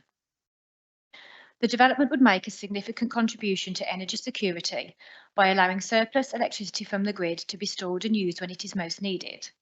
Government policy states that storage is needed to avoid waste, reduce costs of the electricity system and increased reliability. National policy advises that development should be located where impacts are or can be made acceptable. The landscape visual impact assessment includes a cumulative assessment of nearby BESS sites and concludes that there would be no long-term unacceptable effects on landscape character and visual amenity. The Council's Environmental Health team have considered the noise impacts of the proposed BESS with regards to the nearest residential properties. The proposal includes a 3-metre high acoustic fence to ensure there is no harm to residential amenity in relation to noise. Subject to the listed conditions, Environmental Health team have no objections to the development. Vehicle access to the site is proposed via a former gate on Flash Lane. The Construction Transport Management Plan outlines a one-way route which will be taken by the construction vehicles. The vehicles will leave the A449 at Battlefield Roundabout and follow Billy Buns Lane westbound. Vehicles will then turn left into Flash Lane to reach the proposed site entrance. Upon leaving, the vehicles will leave the site via Blackpit Lane, ensuring a one-way system is in place. This also avoids the Grade 2 listed Orbridge Canal, which Canals and Rivers Trust are satisfied with. The Highways Authority have reviewed the information submitted and considered the access and management plan to be acceptable and to be secured by way of planning condition. The proposal includes an attenuation pond to the southwest corner of the site. The lead local flood authority are satisfied that the proposal is acceptable and recommend conditions to ensure that any flood risk will be adequately mitigated. Amended plans were received to overcome concerns from Staffordshire Fire and Rescue Service, and the plan now includes 2 emergency access points within the site. Fire water, if ever required, would be on site and stored within the on-site water storage tanks located to the south of the site. Any water runoff would be contained within an attenuation pond. Staffordshire Fire and Rescue have raised no objections subject to conditions. The biodiversity net gain assessment indicates a 49.51 uplift in area habitats and a 31.68 uplift in hedgerow units, equating to 290 metres of hedgerow planting. The Council's ecologist has reviewed the proposal and is recommending that it is acceptable subject to conditions. To summarise, the application represents acceptable development in the Greenbelt under paragraph 155 of the NPPF. The wider environmental benefits of the development in the context of the government's national strategy of decarbonising the country's energy system and the uplift in biodiversity are considered to significantly and demonstrably outweigh any adverse impacts as a result of the proposal. There are no technical objections to the proposal subject to the list of conditions. The balance is therefore considered to tip in favour of the application, and the proposal is considered to comply with the overarching aims of the development plan and the NPPF. Accordingly, approval is recommended subject to conditions. Just going to show members some of the photographs. There was a site visit undertaken for this yesterday for those members who were able to attend, but for those who weren't, this is the application site here. This is along the hedgerow on Flash Lane itself, looking into the site. And again, from the same hedgerow and fence line, looking in the opposite direction. These photos are taken from Flash Lane and Union Lane, looking towards the Penn substation, which is in the distance there. You can see the pylons which travel in a northerly direction and link into the Penn substation. The photograph here on the right-hand side is from the canal towpath. Orbridge is behind me when I've taken this photo. The site is to the left-hand side, behind that tree line, and also then behind this tree line here. So there's 2 tree lines from the canal towpath before you get to the development site. This area here contains a small watercourse. This is a picture of Orbridge from the canal towpath and again from Union Lane and Flash Lane. This plan shows the area which is covered by the actual development proposals here. So this is the canal towpath and this is the watercourse that runs in between. And that's the site layout there as proposed. As you can see, there's the access from Flash Lane to emergency access points. These are the battery storage units here. And these are the transformers located here on the eastern side of the site. This green line here denotes an existing run of telegraph poles and lines. And then finally, some elevation plans showing the heights of the proposed development. Application is recommended for approval. Thank you, Chair. Thank you, Ellen. We have 2 speakers, 1 against, 1 for. So can I invite Tom Higgins, who is speaking against this? Mr. Higgins, you have 5 minutes. Thank you. Thank you, Chair. I spoke on a similar matter 9 weeks ago at your meeting in April regarding the proposed BESS in Womburn South. I suggested 106 funding to mitigate the effects during the construction phase. The agent for that development stated he would be willing to consider community funding in lieu of Section 106. As of yesterday, the developer has not made contact with the Parish Council. Back to tonight's location. Sorry, Councillor Sutton, but I'm neutral on this. I'm not for or against. But I do have concerns regarding two issues contained in the Highway Statement V2, which forms part of the application. The V2 document contains 6 photographs captured from Google Earth. None of these show vehicles on the roads in the area, which is understandable given the location. However, other images from Google Earth, not in the V2, show a group of 8 adult walkers in Flash Lane near the bridge on the South Staffordshire Railway Walk. Another photograph shows 8 supervised youngsters on Hounsdale Road about to walk into Flash Lane. The narrow lanes in this quiet area, used by pedestrians, cyclists and horse riders, have no footways. Hedges on both sides reduce the effective width of the carriageway. Secondly, the table on page 19 of the Highway Statement indicates 72 fuel deliveries will be made during the 6-month construction period. This is 3 or 4 deliveries every week. Going off a slight tangent, but still relevant, the Council's infrastructure statement for 2022-23 contains a long list of examples of different types of infrastructure that can be funded by Section 106. There's a much shorter list of items which councils cannot ask contributions. The local plan review currently being considered by government inspectors is available for public viewing on YouTube. During discussions, district planning officers have used the term planning judgment in response to several questions. I've also heard officers at these meetings mention balanced and reasonable. Womben Parish Council have requested a financial contribution through a Section 106 agreement. This funding would support the enhancement of community facilities and infrastructure to mitigate the impact of the development and provide lasting benefits for the residents of Womben. The balance at the moment appears to very much favour the developer. So tonight I'm asking through you, Chair, for 2 things. First, do members think vulnerable road users like walkers, cyclists, horse riders and other local residents will be impacted by disruption and inconvenience during the 6-month construction period? If so, to use their judgment to consider whether a reasonable case can be put for Section 106 contributions.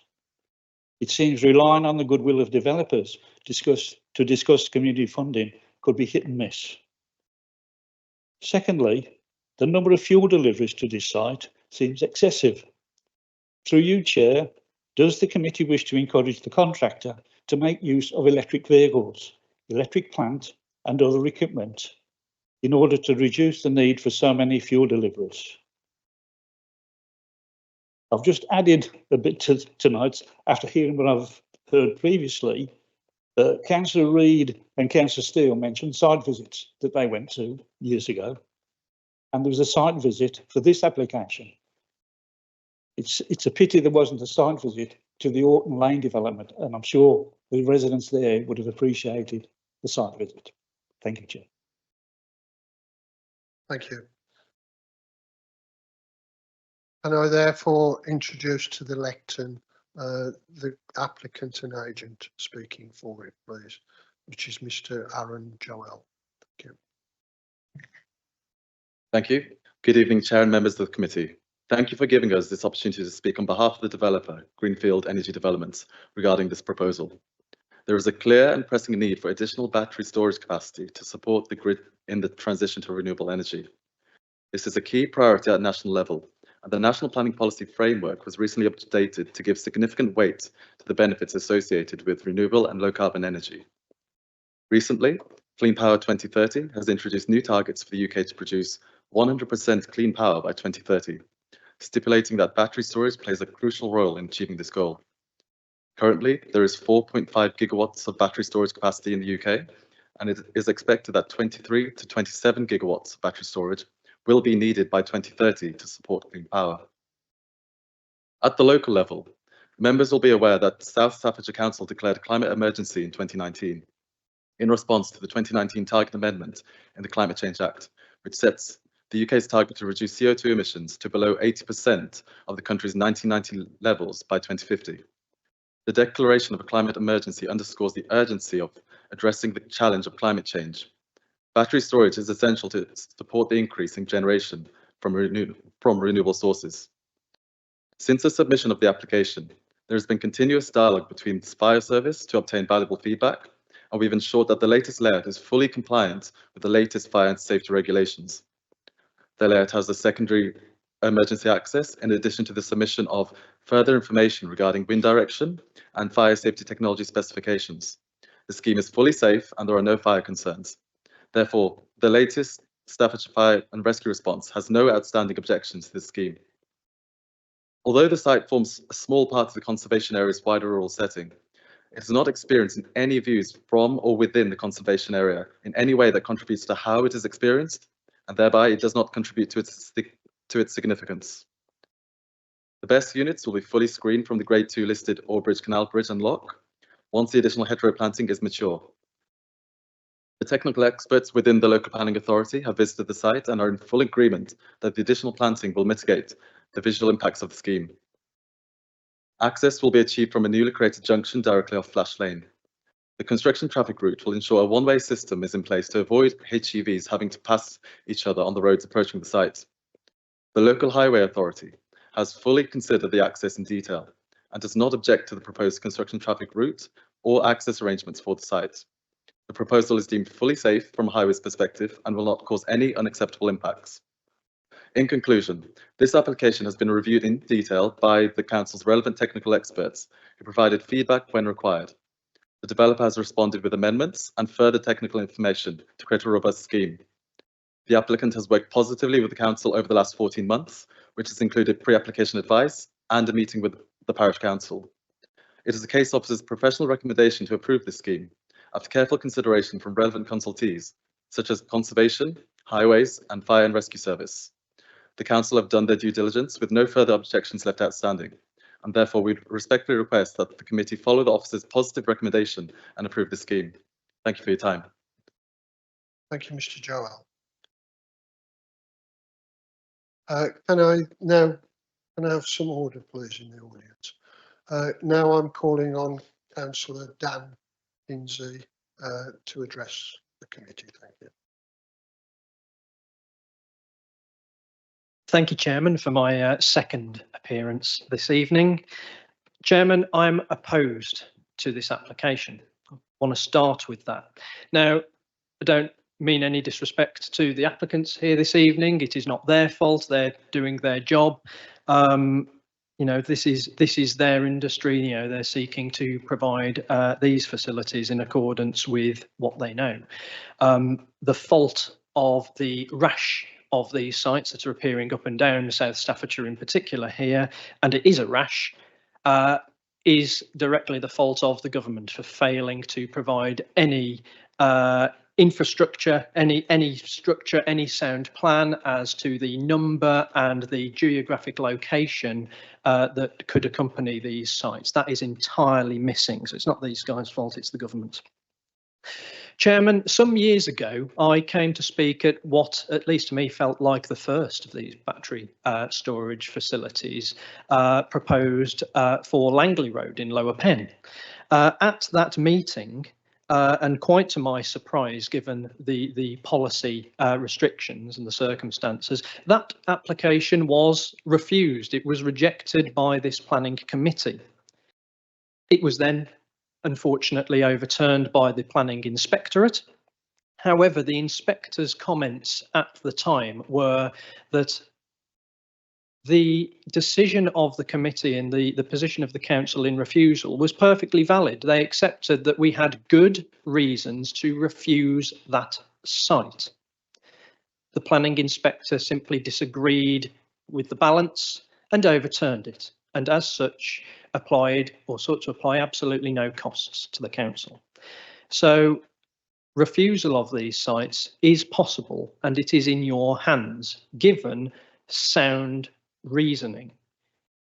And I would argue, members, if this site were refused tonight, leave it to the inspectorate to overturn it, to make that judgment. But let's stand up for our residents who feel under attack by the wide variety of these sites, some of them really quite spurious and unfortunate. Have a number of reasons that I'd like to go through. Mr. Chairman, a couple of months ago, there was another application for a BESS facility in Womben. The reason I mention this is because the noise impact assessment for that site, I considered at the time that they're not being a ward member and therefore not speaking on it, was really quite poor. It was conducted over 24 hours and included the note that conditions were dry, which are ideal for those sound recordings. Actually, no, that was materially wrong. It was wet.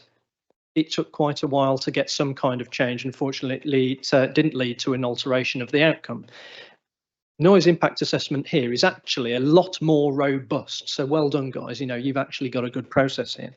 However, the noise impact is still, quite way off. There is still certainly adverse impact, if not significant adverse impact, in an area that is really quite tranquil.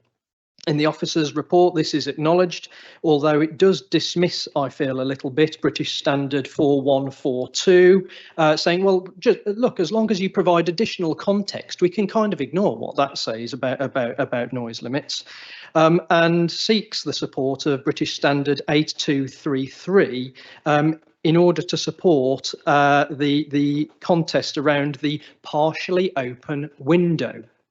Now, everybody, it's often said that an Englishman's home is his castle.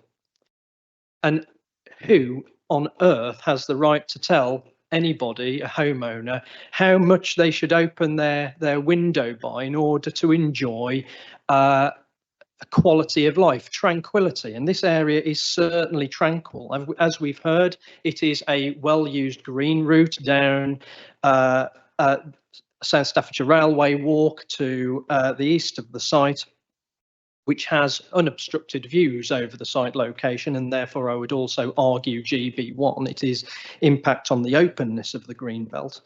And of course, down Flash Lane itself, this is used by an awful lot of walkers, cyclists and so on, as you've heard already. In fact, when the site visit was conducted yesterday, I counted somewhere in the region of 20 people walking past and not a single vehicle. This is a very, very quiet area. Chairman, I am running out of time, so I will end my comments there. Thank you.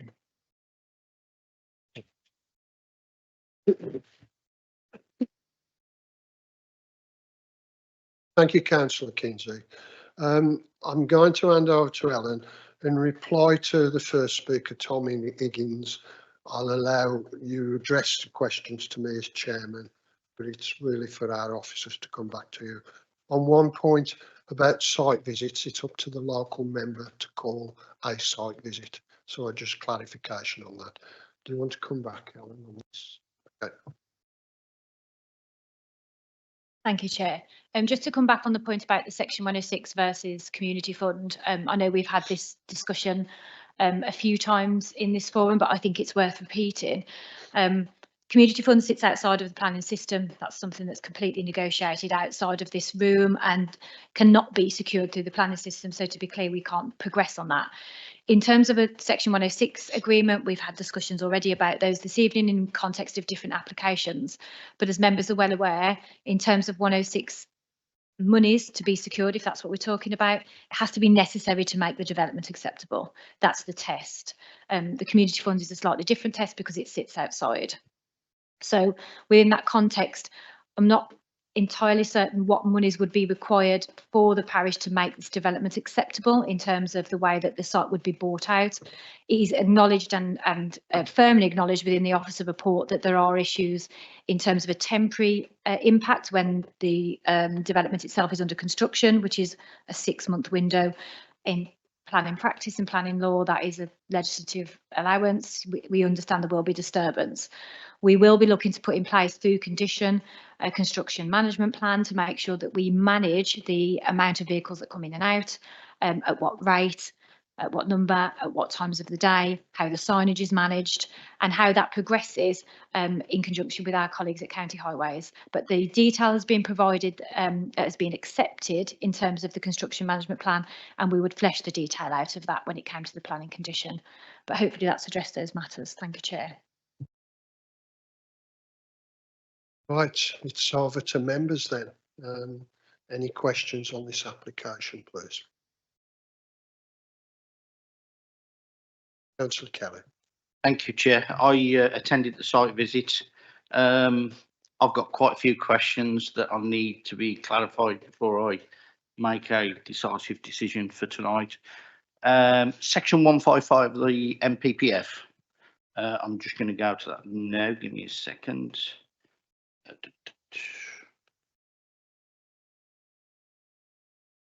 Clearly states developments of homes, commercial, other development in the green belt should not be regarded as inappropriate where the following apply. Development would utilise grey belt land. Is this grey belt land or green belt? First. Been determined as grey belt land in this case. Okay. Second point is taken together the remaining green belt area and the plan. There is demonstrable unmet need. I dispute that on these sort of applications. The government today are paying thousands of pounds to these companies to not put this energy into the grid. So how is there an unmet need? My concern is on that. The development would be sustainable in the location. I travelled around that area that day. The narrowing of the lanes and having HGVs or 7.5 tons going down those lanes would be, to me, very unacceptable. Delivering all sorts of goods, you know, and I'm going to go to a second point, which is on the Canal and River Trust recommendation. It says, based on the information available, substantive response, the Town and Country Planning Developments Order 2015 as amended to advise that the planning permission should not be granted on the following reasons, and it gives the reasons, visual amenities and all that sort of thing. If this is going to affect the Canal and River Trust and element of a recreational part, to me, that is good enough grounds to show we should refuse this.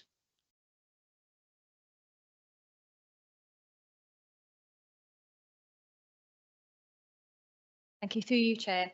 Just to come back on a couple of those points, if I may, Councillor Kelly. In terms of the grid and the government paying companies to kind of switch off or not produce renewable, I think what we need to be clear here is this site doesn't produce any energy. It's a battery storage unit, so what it does is it takes energy from the grid. So when the sun is shining, the wind is blowing and renewable energy is being generated, the purpose of this kind of facility is to take that in, store it and then trickle it back into the grid at times of need. So the reason why a lot of renewable sites may have to be turned off at the moment is because there aren't enough facilities like this to balance the grid, so that these need to be provided in order to take that so it is wasted. So just to be clear on that, this doesn't generate any energy, it takes it in. In terms of the sustainable location, so paragraph 155, you've rightly quoted there, it does mention about sustainable location, but this, we have to look at sustainability in terms of the context of the delivered development. This development, when constructed, there'll be 2 visits a month to the site in terms of general maintenance and things like that. So in terms of it being a sustainable location, because no one will visit it, it's not like a housing scheme, for example, where you've got trips backwards and forwards, or a commercial development. So in that context, it doesn't apply in the same manner when we apply the planning policy to it. What was your third point? Sorry, about the Canals and Rivers Trust.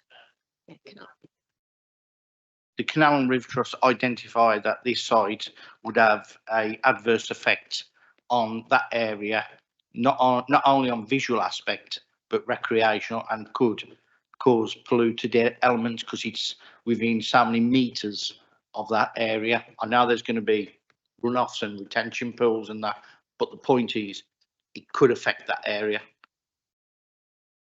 Yeah, sorry, I just completely lost my train of thought then. So the picture you can see here is from the canal towpath. So on the right-hand side, that's where the conservation area is, and that's Albridge is stood behind the person who's taken that photograph. You've got 2 tree lines between the site. What we insist on is a landscape visual impact assessment, which allows for a judgment to be made from key viewpoints. In terms of this application, that was done from the canal towpath, as you would imagine, because that's where you've got a lot of foot traffic. Also from a long foot flash lane, because it's absolutely correct what has been commented on this evening, that there are more pedestrians up and down there than there are vehicles. Having been there several times myself, that is very much the case. And the other viewpoint would be from the railway walk, so that kind of flanks 3 sides of the site. The landscape visual impact assessment took into consideration all of those key viewpoints, and the conclusion was there would be no long-term harm. So whilst we acknowledge, and the report does so, what Canals and Rivers Trust say that's part of the balancing exercise that's made here, but the landscape visual impact assessment goes a long way to address some of those concerns when it comes to long-term harm, and also does look to address the cumulative impact of that, given the fact there's also alternative best sites proposed and actually approved within this location. So that was the mitigation method that we sought to make sure that that was an acceptable level of harm. Thank you, Chair. Thank you, Chair. On the visual aspect and the biodiversity of the trees, now those are going to take some years to cover that sort of area. And, you know, we're talking not months, not weeks, we're talking several years for trees and edges to cover that sort of landscape. And as I say, a 60 kilowatt facility, that's going to have at least 200 and some odd tons of concrete delivered to it. That is a lot of materials being delivered there, and to turn that site back into its original state after a certain time, council's had all my details on that point. I'm really concerned on these sorts of issues now. Yeah, all I can do is say that the landscape visual impact assessment takes into consideration the establishment of the planting. So what it does, it takes a year 0, a year 5, a year 10, and a year 15, and it's accepted practice that it would take some time to establish, and again that's acknowledged in the report. So the harm is greater at the beginning of the project, and then is mitigated as far as it possibly can be by year 15. So yeah, but that's an honest appraisal of the situation.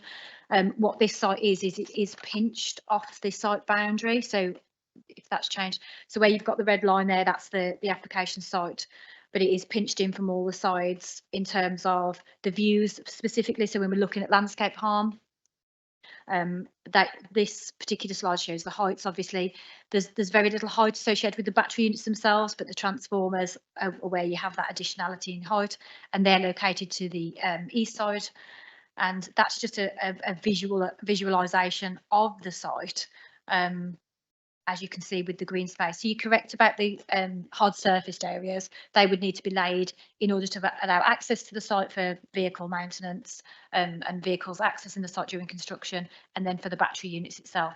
But it doesn't take up that whole red line area in terms of the concrete, but we can secure its removal at the end of its functional life by way of condition, and you'll note that that's recommended.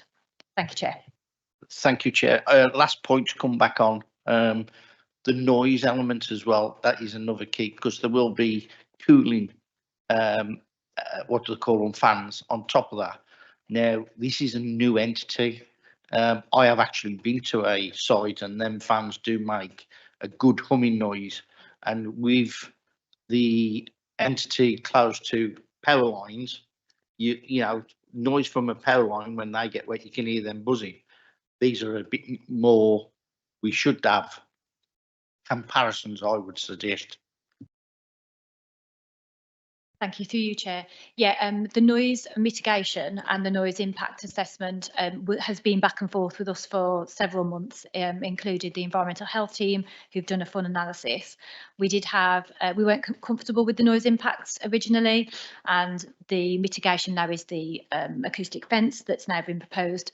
The nearest noise receptor is Albridge Cottage, so that's the one that was most impacted. So that was the one that was given the level of detail. The other 2 noise receptors that were mentioned were also considered, they were a little bit further away, so were mitigated further. What we got to with the point with this one was that even if the fans were running, Because you're absolutely correct, it's the fans that make the noise, it's the calling element of the fans.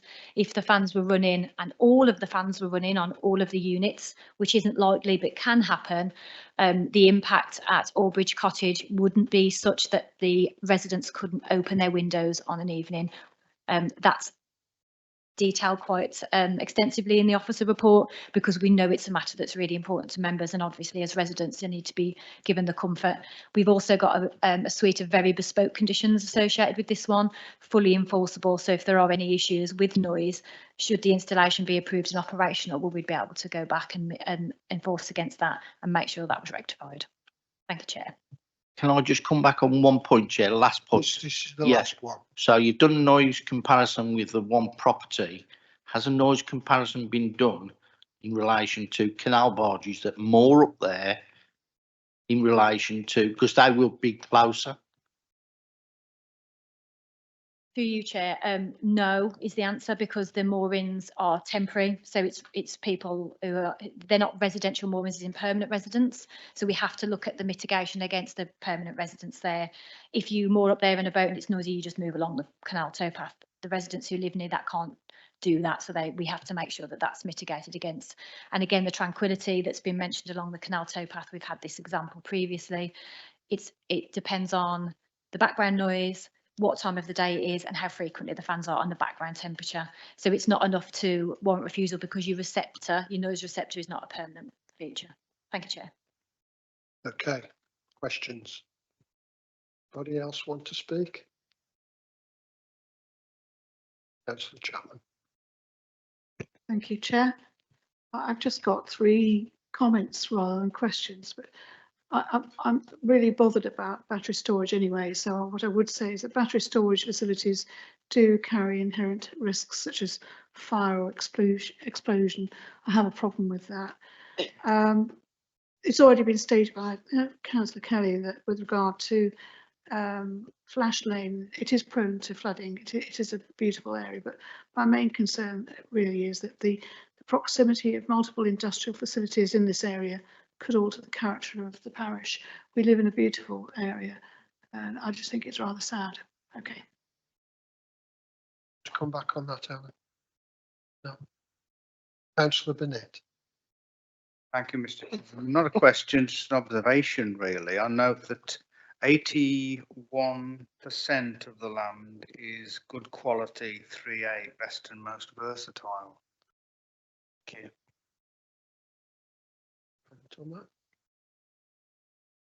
Yeah, absolutely right. So as I outlined in my speech, it's about 80, just over 80% of 3A. It's commonly used for horse grazing, as we witnessed at the site visit. So it's not actually for growing crops or anything like that at the moment. Having said that, it has been determined that it's 3A, but has been now well established in our district. Our level of best and most versatile land is ample, and the small area that this will remove from that on a temporary basis isn't considered to outweigh any harm. Thank you, Chair. Any more questions, members? Councillor Steele. They're not questions, Mr. Chairman, they are concerns and observations. Unfortunately, Staffordshire County Council highways are of no help to us as usual. They have no objections, even though they take up a number of pages, which is unusual for county highways. They don't normally have a couple of lines, and then they end up by saying have no objections, despite the very narrow width of all the lanes in the vicinity. But it said it could, during construction phase, it can all be mitigated with one-way systems and lights and what have you. Now, I don't find that satisfactory, but of course, it's of dare I say it, a temporary, similar to the 40 years temporary life of the best. It's not how I envisage temporary, but that's, we can't do anything about that. That's what's been said by our government. I am really concerned about the effect on the tranquility of the local area, i.e. the canal walk, the railway walk. We've heard that a lot of pedestrians use the narrow lanes as well. And I do feel that, and I know this is a point that we haven't really tested this one, but there's great weight applied to this at the planning balance, which is backed up by the Canal and River Trusts, all that they say about it as well. So I do have on this occasion serious doubts. So I remain to be convinced. Do you want to comment? No. Yes, that was an observation. So any other questions from any member? No. Well, I'm going to go to the vote. I haven't had a proposal for refusal, so I go to the vote. The officer's recommendation. Yes, Sorry. I propose that we refuse this application.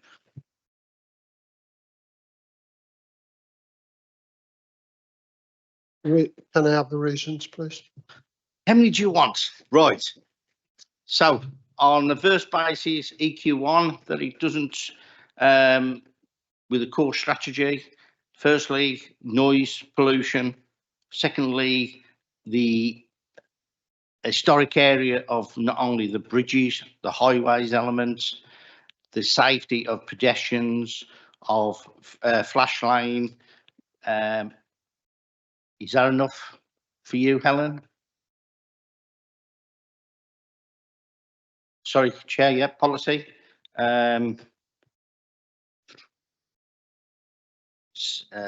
EQ3 policies, sustainable design, village design, how it's going to affect the historical character of the area, things like that.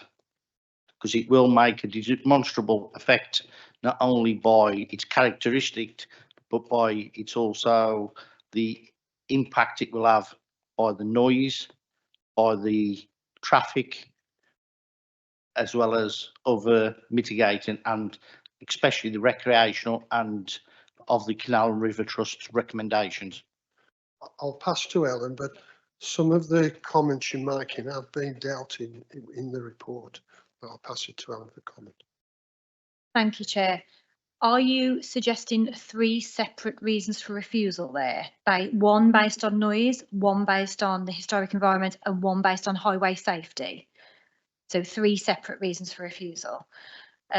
Highway safety, could you just elaborate? Sorry, I didn't catch what you were saying in terms of the impact on highway safety. Highway safety, the roads are so narrow and so uncategorised, I would class them as.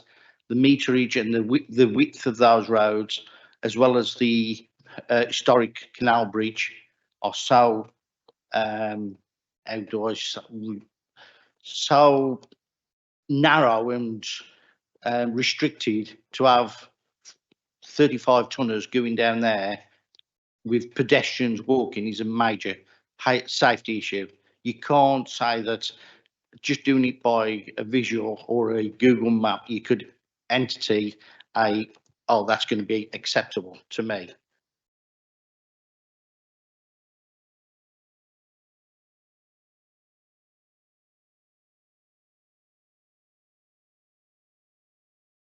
So pedestrian safety, we're talking about. Just to be clear, in terms of county highways, obviously they've raised no objection to it. They are the technical consultee. If we're progressing that as a reason for refusal, we would need a technical basis to be able to defend that reason. I am not really in a position to advise you that that is something that would be sound. We've got county highways saying it's fine. They have also pushed to see the construction management plan so they can understand the one-way route, the one-way system. That's above and beyond what we would normally do because of the nature of the narrow lanes. And that's been appraised by County Highways and they have no issue with that.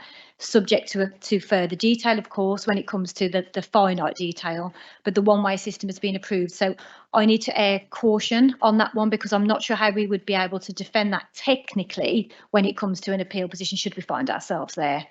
Helen, yes, I think I just wanted to echo Helen's comments because, clearly whilst we understand the highway concerns, one thing that is very important for all of us to understand is that at appeal we will have to substantiate the highway reason. And the question that I would actually like to ask members is, who will be substantiating the technical highway evidence when our highway consultee is happy and content, with the evidence? So I would actually like to echo the concerns that Helen has made in relation to your highway reason to refuse this application. Clearly we'll look at the other ones, but I just wanted you to come back on that. So for highway entity, firstly, they're not like a B road or A road. They are country tracks with low-lying trees, historical trees that have probably been there more than 30, 40 years. Some of those trees will get totally damaged. It will affect the character of that area by damaged trees, because these wagons are going to be 12 feet high, 12 feet wide, delivering materials of solar panels, battery containers, compressors, all that sort of thing, which, trying to get a container down a road that size is going to affect not only the fields around it, but the hedges and that. Annette's going to comment on this question. Thanks for those comments, Councillor Kelly. I think it's important to recognise here the difference, though, between a substantive highways refusal that can be substantiated at an appeal, because that's where we will be. So I think there's two things really, that whilst we're not disputing that, the substantive highway issue is what we need to have. We need to home in on that, because at the moment we're not hearing that from a statutory consultee, and what we have to do is obviously defend that at a later date. And I think members, when making their decision, just need to have that in mind if that is going to be put forward as a reason for refusal.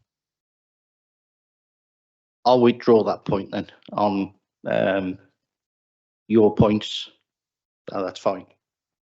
So your other 2 points were Yeah. noise, historic area. Yeah. It's actually conservation. Conservation, yeah, sorry, conservation, yeah, because it's you got the property right by the canal, which is part of the canal area. That's part of the conservation area, and the noise generated from this will affect not only, because I'll take the point on what Helen says. Now people can move up, but they are specific areas set on canals solely for being able to moor up, and that is a point there. That is a specific area for the canal people to moor there. Further on up, there are tie noise for them to tie into. On the noise issue, I have to declare I got involved earlier on in the process. I was not happy with the noise. However, our environment went back to the applicant who amended the noise, and I've looked at the stats and it now fits what's required in statutory law. But I was originally opposed to it, but your opinion as a member, we have to consider it. Do you want to make any further comments on that? The comment I would actually like to make in respect of the noise is the point that I've already made earlier.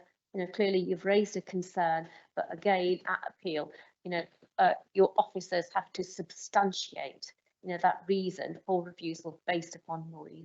And members, you've seen the report, you've had clear information in relation to the noise element, from the chair. And in my view, a refusal on noise, would actually be unreasonable. Quick question then. Was the noise done during the day or during the night?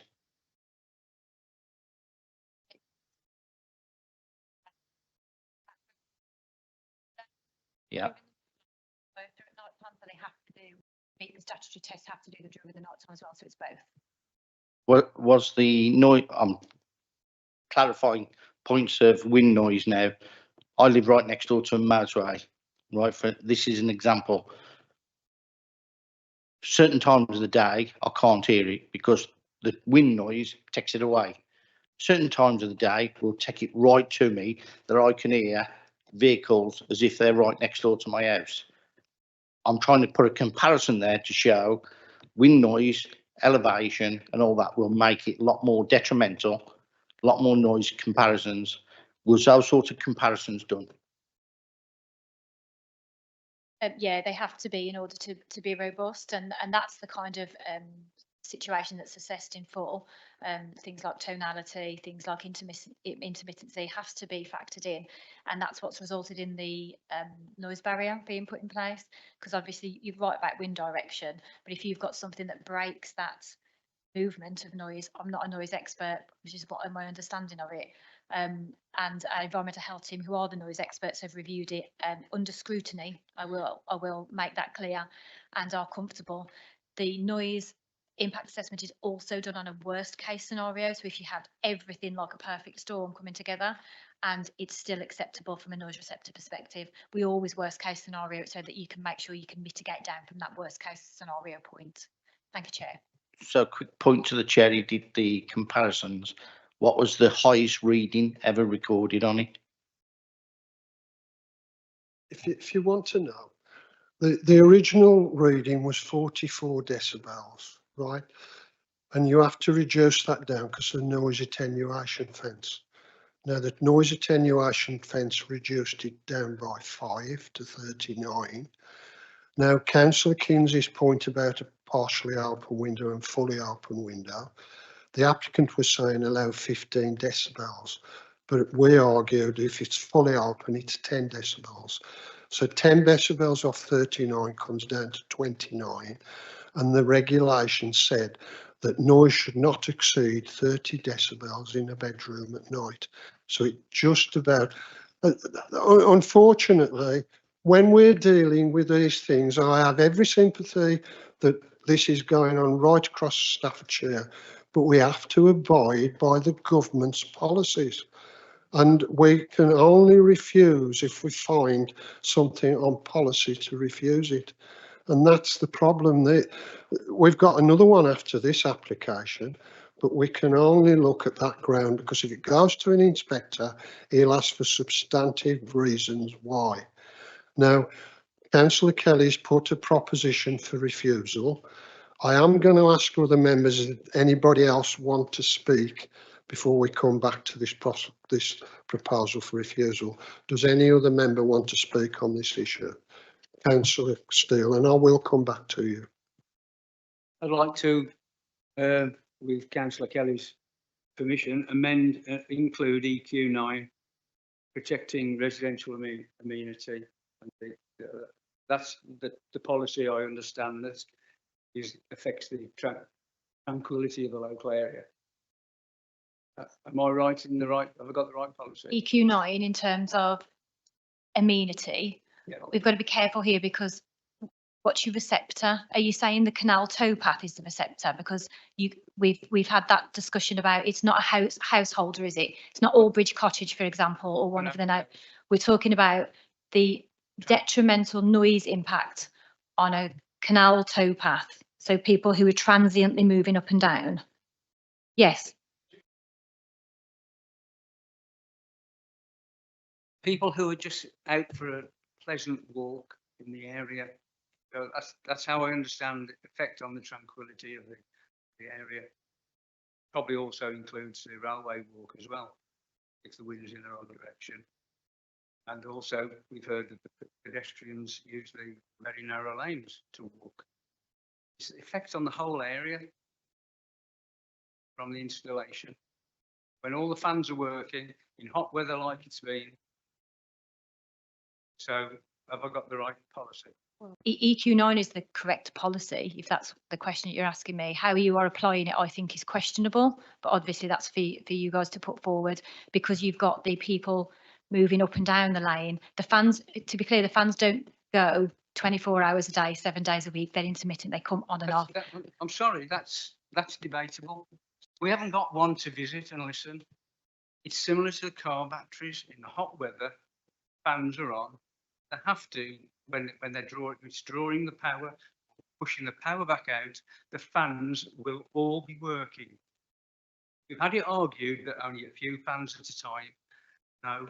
Why is there air conditioning and fans? It's to keep everything cool, because lithium-ion batteries only work if the temperature's right. We could ask the experts, but we're not allowed to. But they won't deny it. So this business of fans only working 2 hours, when I'm not saying it's in this application, we've had it before.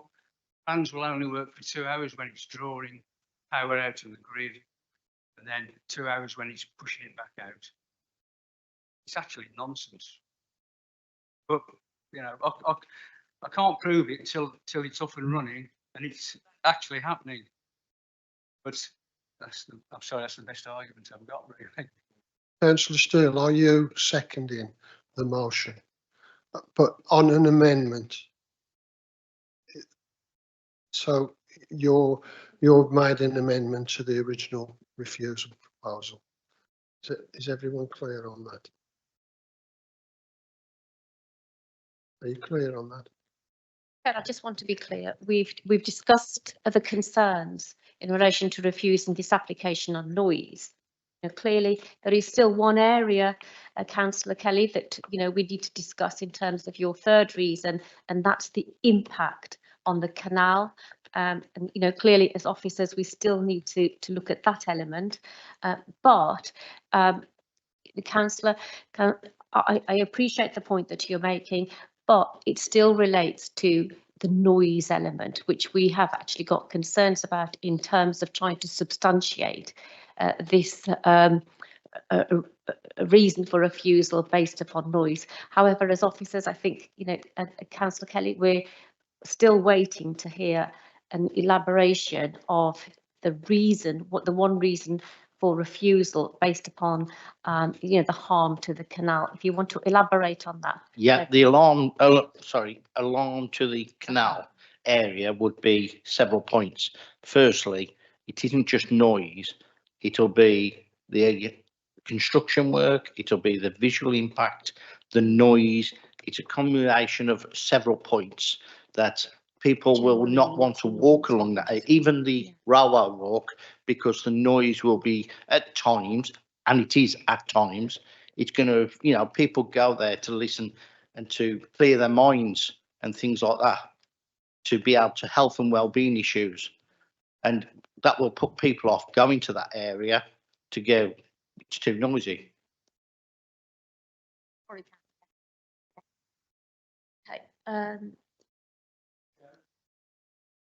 Helen, should we just look at it on general amenity terms? Should we just look at it on general amenity terms? Yeah, because I just wanted to query. Yeah, I just wanted to query EQ9 because of it being residential amenity. That's all I'm trying to get under the detail of, because obviously we've got to back the policy, the reason for refusal with the policy, as we discussed earlier. And EQ9 does relate to noise, but it's residential amenity, and what we're talking about here is recreation and the tranquil area. I'm just trying to make the policy work for the concerns that you've got, and we don't want to, the wrong policy that doesn't back the reasons that you're articulating to us. So we're just looking at that. Okay, Councillor Steele. It was asking for help. If it's not that one, I've got the core policy on my phone. That's what I've been looking at. Which one is affecting the tranquility of the area? Because you go for a walk in the country, you go to listen to the birds, not fans.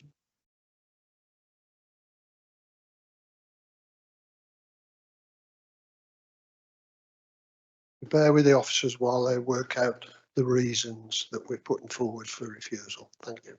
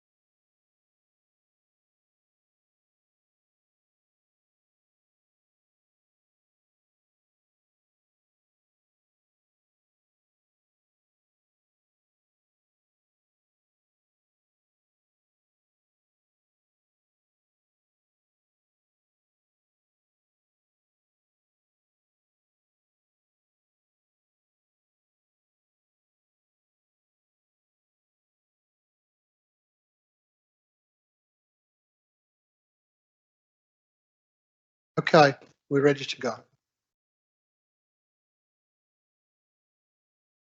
Yeah, sorry about that. I just wanted to make sure that we got the correct policy hook in order to be able to make sure that we're capturing what you're articulating there. I don't agree that EQ9 is the right way to go because of it being residential amenity, but we have got two other policies that may fit, I think, what you're trying to get across to us in terms of the impact on that tranquil area, which is, go on, sorry. The EV9, B. EQ4, we think is probably the way to go, which is protecting and enhancing the character and appearance of the landscape. So if I may, that relates to the landscape harm, which I think is what you're trying to get at in terms of that tranquility and people walking up and down there. I just think with EQ9, the danger you've got there because of it being residential amenity and what we're not talking about residents, we've just got a caution on that a little bit. And also you have got one resident there though, haven't you? yes, but the noise impact assessment says there won't be any harm to that, and that's the technical data. So if you want to hook into EQ9, you would have to be able to back that with technical data. In EQ3, which aligns with EQ4, which relates to the heritage assets. And that is the canal, as I say, area. as a whole, as well as the railway walk, as well as. No, it wouldn't encapsulate. It's not an all-encompassing around the site policy. It's specific to the conservation area. Conservation. Yeah. So that in relation to EQ4, you could knit those together. Yeah. And I think we've achieved what you're trying to achieve here. Yeah. Which isn't residential amenity based. It's about that visiting. Yeah. Transient nature of the visiting members of the public. Yeah, that's it. So I think we would go with those two policies, Chair, if that was, and that would, to be clear, that would form one reason for refusal rather than separating that out into two. Would that be adequate in I'm terms? happy with that amendment. Members of the public, you probably think this is messy, but because this is being filmed and broadcast, should it go to appeal, the inspectors will look at how we come to the decision. So we're making sure that it's sound. And that's the whole reason behind it. Thank you. So I have no. Okay. I have no more speakers, I presume. So I go to the vote. Sorry, seconded. Yeah. It has been seconded. Yeah. Yes, please. Yeah. Yeah, apologies, members of the public and members. Just to be clear, so the reason for refusal that has been tabled by Councillor Kelly and has been seconded by Councillor Steele relates to two of our adopted policies, EQ3 and EQ4, and that is around the impact of the proposed development on the heritage asset by way of the conservation area and the users and the people who will be occupying that area on a not on a residential basis, on a kind of a tourism basis, people walking and frequenting it on a tourism basis. We can't, as explained, use it on a residential basis. So it would be those two policies and that broad reason that we would be looking. So has that covered it? That's perfect, because the key part that supports these is the Canal and River Trustees statement in the documentation. Okay, so yeah, those two policies would capture that as tabled. So hopefully that's clear, Chair. Thank you. Okay. Yeah, we'll go to the vote. Right, we're going to the vote. So first of all those in favour of refusal, please show.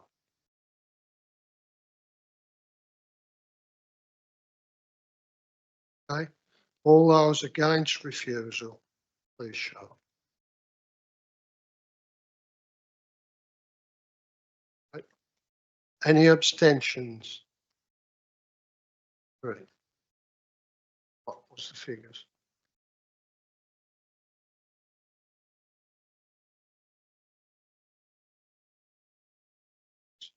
Should it?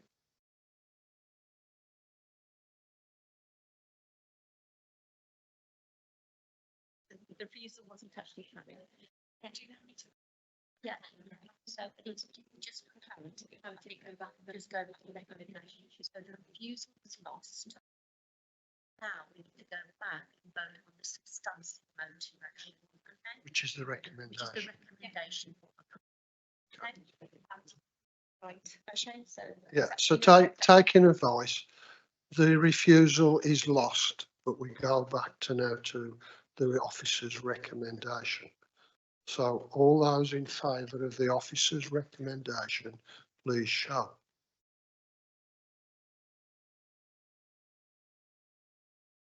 All those against, please show. Any abstentions? So the application is approved. Thank you.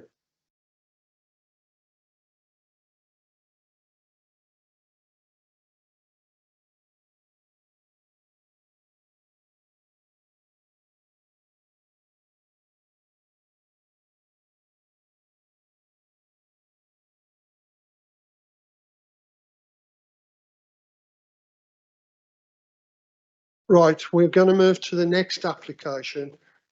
Those that want to leave now can leave now, but we're going to the debate on the next application. So I'll give it a few minutes while we clear the chamber. Thank you.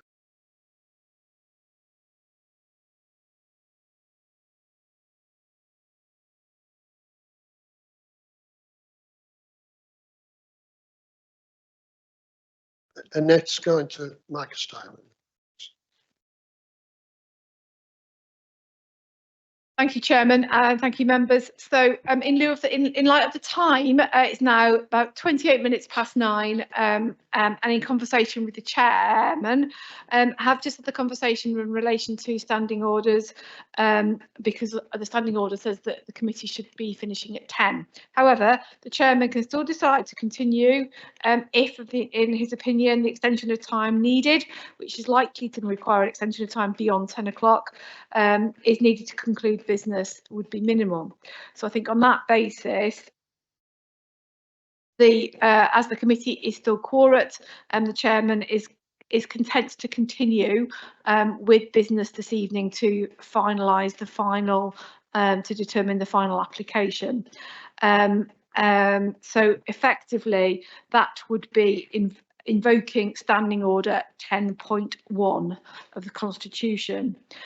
However, we still do need the consent of the members present for that to continue. So if you could just indicate your consent to vote. So if we say everybody in favour of continuing with the business and hearing the final the final agenda item this evening, could you please indicate that you're comfortable with that?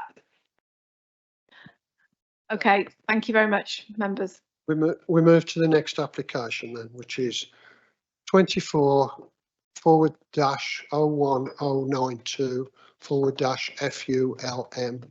It's a major application. It's for another battery storage system, and it's land off the Roughs, Dimmingsdale. Thank you. Over to Ellen. No, I think Tom's doing this. Over to Tom. Thank you, Chair. Planning permission is sought for a battery energy storage facility, substation compound with associated infrastructure, fencing, access from the Roughs, drainage and landscaping. Proposed development is for a period of approximately 50 years. The application site comprises 4.8 hectares of agricultural land in Dimmingsdale, which is grade 3A. The field boundaries are formed by a mixture of mature hedgerow, trees and shrubs, and there are 2 mature trees in the central area of the site. A veteran tree is located on the northern boundary of the site.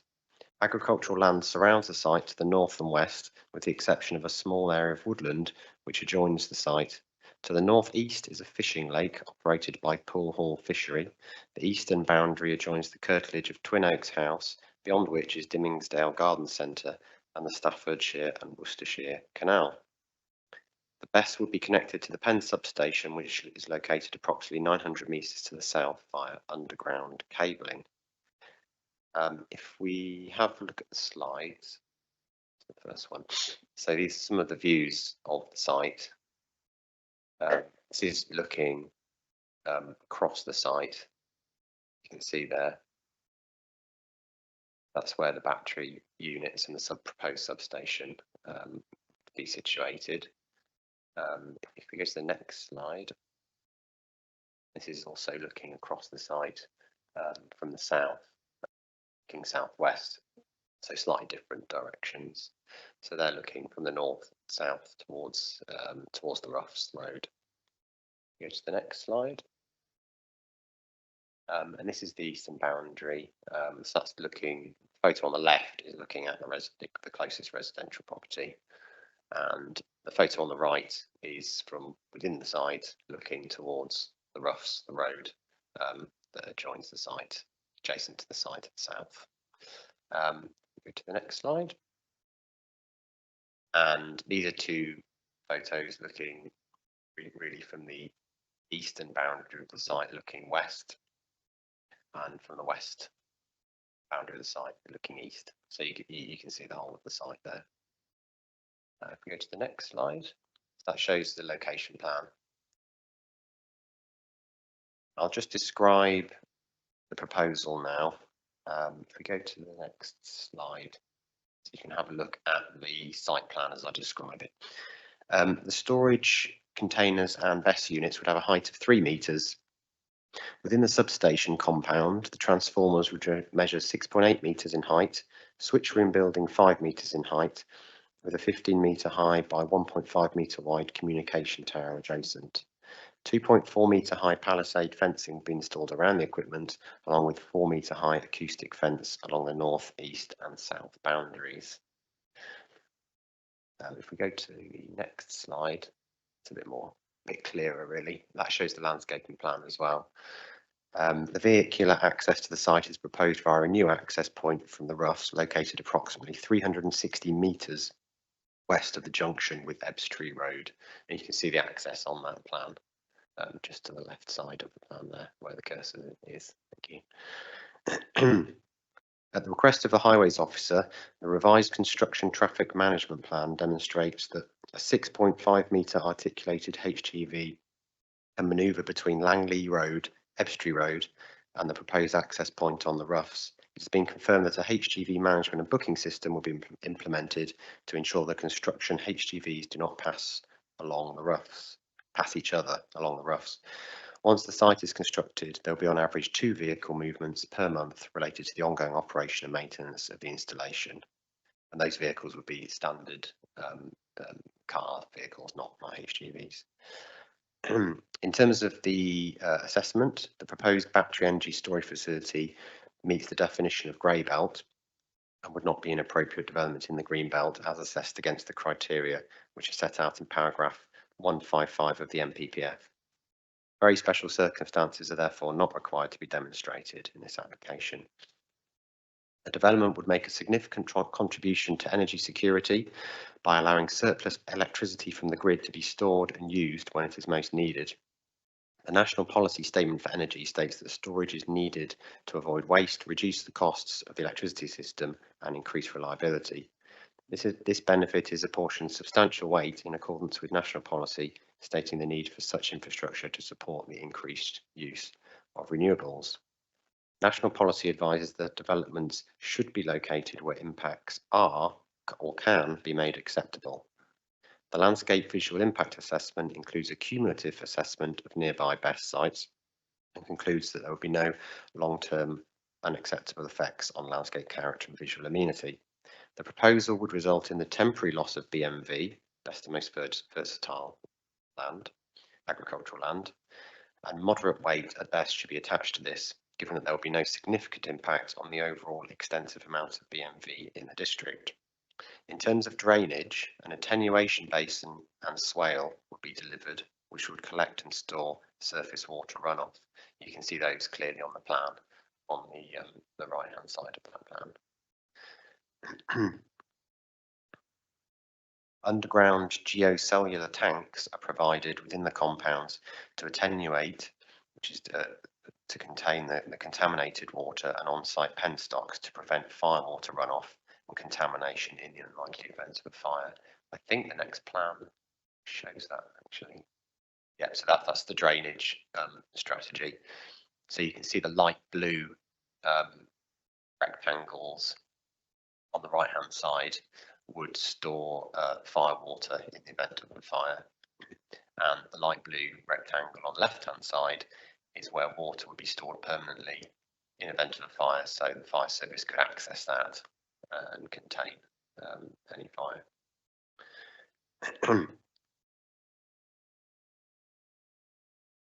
The lead local flood authority have reviewed the documents and have raised no objections to the scheme, subject to conditions. In terms of the proposal's impact on the canal conservation area, both the Conservation Officer and the Canal and River Trust have raised no concerns due to the intervening built form and tree cover. Any glimpsed views of the site during the winter months would have a negligible visual impact, and the proposed planting arrangements, as well as the rising topography from the canal corridor up to the site, obscures most of the site at the eye-line level. Conditions are recommended for a landscape scheme and to condition the colour of the cabinets. Given that the archaeological potential of the site is unknown, the County Council Historic Team have recommended that an archaeological evaluation in the form of trial trenching should be undertaken to better understand and characterise the potential, and as such a pre-commencement condition is recommended.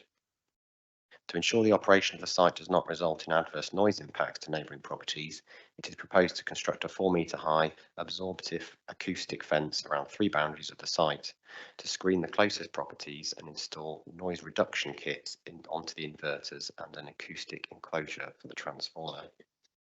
Consideration has also been given to the potential cumulative effects associated with the operation of the plant within the application site and other approved proposed BESS schemes within the surrounding area. The other sites would be approximately 500 metres away, with the majority over 1 kilometres away. On this basis, no cumulative impacts or effects have been identified. The Council's Environmental Health Officer is satisfied that the revised assessment addresses their initial concerns and conditions have been recommended. South Staffordshire Fire Service have been consulted, and following submission of the checklist and further information raises no objection to the proposals. This is subject to the submission of a fire safety precaution statement and emergency response plan to be secured via condition and agreed by the local planning authority in consultation with the fire service prior to operation of the site. With these measures in place, there would be no evidence to suggest that the facility would not be operated safely and plans in place in the unlikely event of a fire. The application is accompanied by an ecological impact assessment which provides that the proposal is not likely to have adverse effects on designated wildlife sites or on protected species. The Council's senior ecologist concurs with the conclusions of the assessment and recommends a condition for the construction and ecological management plan to ensure protection of notable species during construction. An ecological enhancement plan and lighting condition are also recommended. In terms of biodiversity gain, Council's ecologist has commented that the development is likely to result in a significant gain and estimates that there is around a 53.99% uplift for habitats and 154% gain for hedgerows, which equates to around 430 metres of hedgerow length. A legal agreement is necessary to secure the management of the habitats for a 30-year period in accordance with the legislation associated with mandatory biodiversity gain, and the applicant has agreed to this. To summarise, the application represents acceptable development in the Greenbelt under paragraph 155 of the National Planning Policy Framework. The wider environmental benefits of the development in the context of the government's national strategy of decarbonising the country's energy system and the uplift in site biodiversity are considered to significantly and demonstrably outweigh the visual harm which would be restricted to the short term until planting is established. The proposal is considered to comply with the development plan and NPPF, and approval is recommended subject to conditions. Thank you. Thank you, Tom. We have 2 speakers on this application. The first speaker speaking against is Councillor Steve McEwen. Can you go to the lectern, please?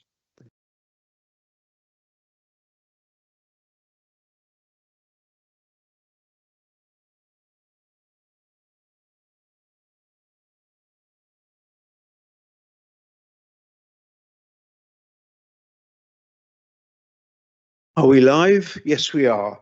Good evening. Thank you, members. The advice we were given as a parish council by email from Laura Moon on behalf of the planning department on the 9th of May stated officer recommendation is for approval.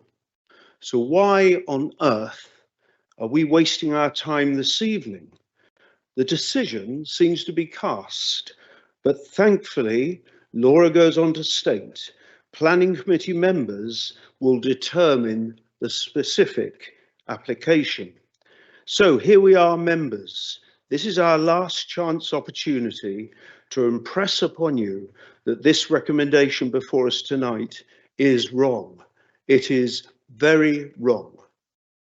Respectfully, in conclusion, we will be urging you to defer this decision on both technical and legal grounds to allow much more careful review and assessment, as I'll explain. A starting statement of the obvious, this is not a normal domestic planning application. If your committee this evening endorses this proposal and goes ahead, it will impose huge detrimental changes to the community of Lower Penn. And one of the things you didn't touch on, Tom, in your reference just now, is that this BESS application under consideration this evening is a monster, 100 megawatts. Correct me if I've got that wrong. We do not seek confrontation, far from it. Initiating a judicial review has been suggested. We don't want this. It just creates bad relationships and makes lawyers rich. But we just don't believe we've had adequate engagement with the planning team yet. Further planning applications of this scale, we would seek to improve engagement, i.e. consultation and dialogue in future. Many residents have expressed this point of view. We've been informed by the planning department we could submit further information up until the end of June 2025, and we're still not certain why this evening's review has been brought forward. We need more time. The applicant, Elgin Energy, have gone about their business to assure the planning team that every conceivable risk has been addressed and there are some glaring gaps. BESS technology is still at an early stage of development. Consequently, risks and safety are in question, and a recent study by eminent Oxford professors independently urges more time is needed for research and development. So here are some specific examples for this application. Technical first of all, then legal. On the technical front, the Department of Energy Security and the Net Zero Guidance is the framework we're all working within. Specifically, within the application, risks such as the transport of the BESS units, where they have partially charged lithium-ion units in it, the risks of how those are contained without proper units to suppress their active emissions is not expressed. The families have been told in the local area that in the event of any disruption to their area, they should keep their windows closed. Excuse me. This application needs to be deferred to allow time to consider the overall congestion and consequent risk to the residents of Lower Penn. And Tom, you address congestion. It's very serious in Lower Penn. Just having 500 meters between these different installations is so tight, we're being plundered in Lower Penn. I'm reaching the end now. A noise report was reported to Laura Moon in early May. Noise is not just fluttering fans, but there's a very serious element of noise called EMF, electromotive forces, and those cause serious disease. The answers we got back were the balance of scientific evidence suggests that EMFs do not cause disease. What? We need certainty. So I implore you members to seek that certainty. Let me conclude now finally to ask you as members to assure yourselves on the legal front that things like the Chapel Lane judicial review, the planning inspectorate decisions, and also the issue of race law are fully explored. I just very quickly want to introduce you. Can you wind up, please? Yes. I'm allowing you to go a little bit longer. Finishing on this now. Okay. Thank you, Chairman.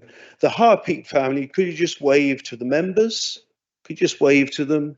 They're right next door to this installation. Their lives are in jeopardy. So please, the final word is, Chairman, defer. Thank you.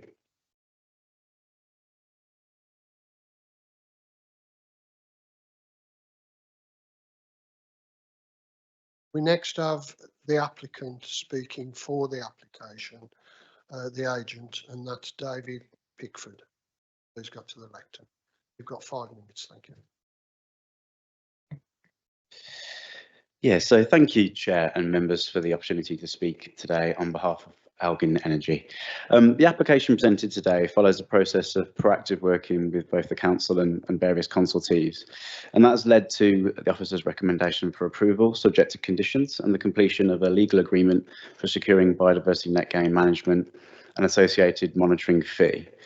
Notably, there are no objections from a wide range of statutory and non-statutory consultees related to the principle of the proposed development and technical matters, including no objections in relation to cumulative matters.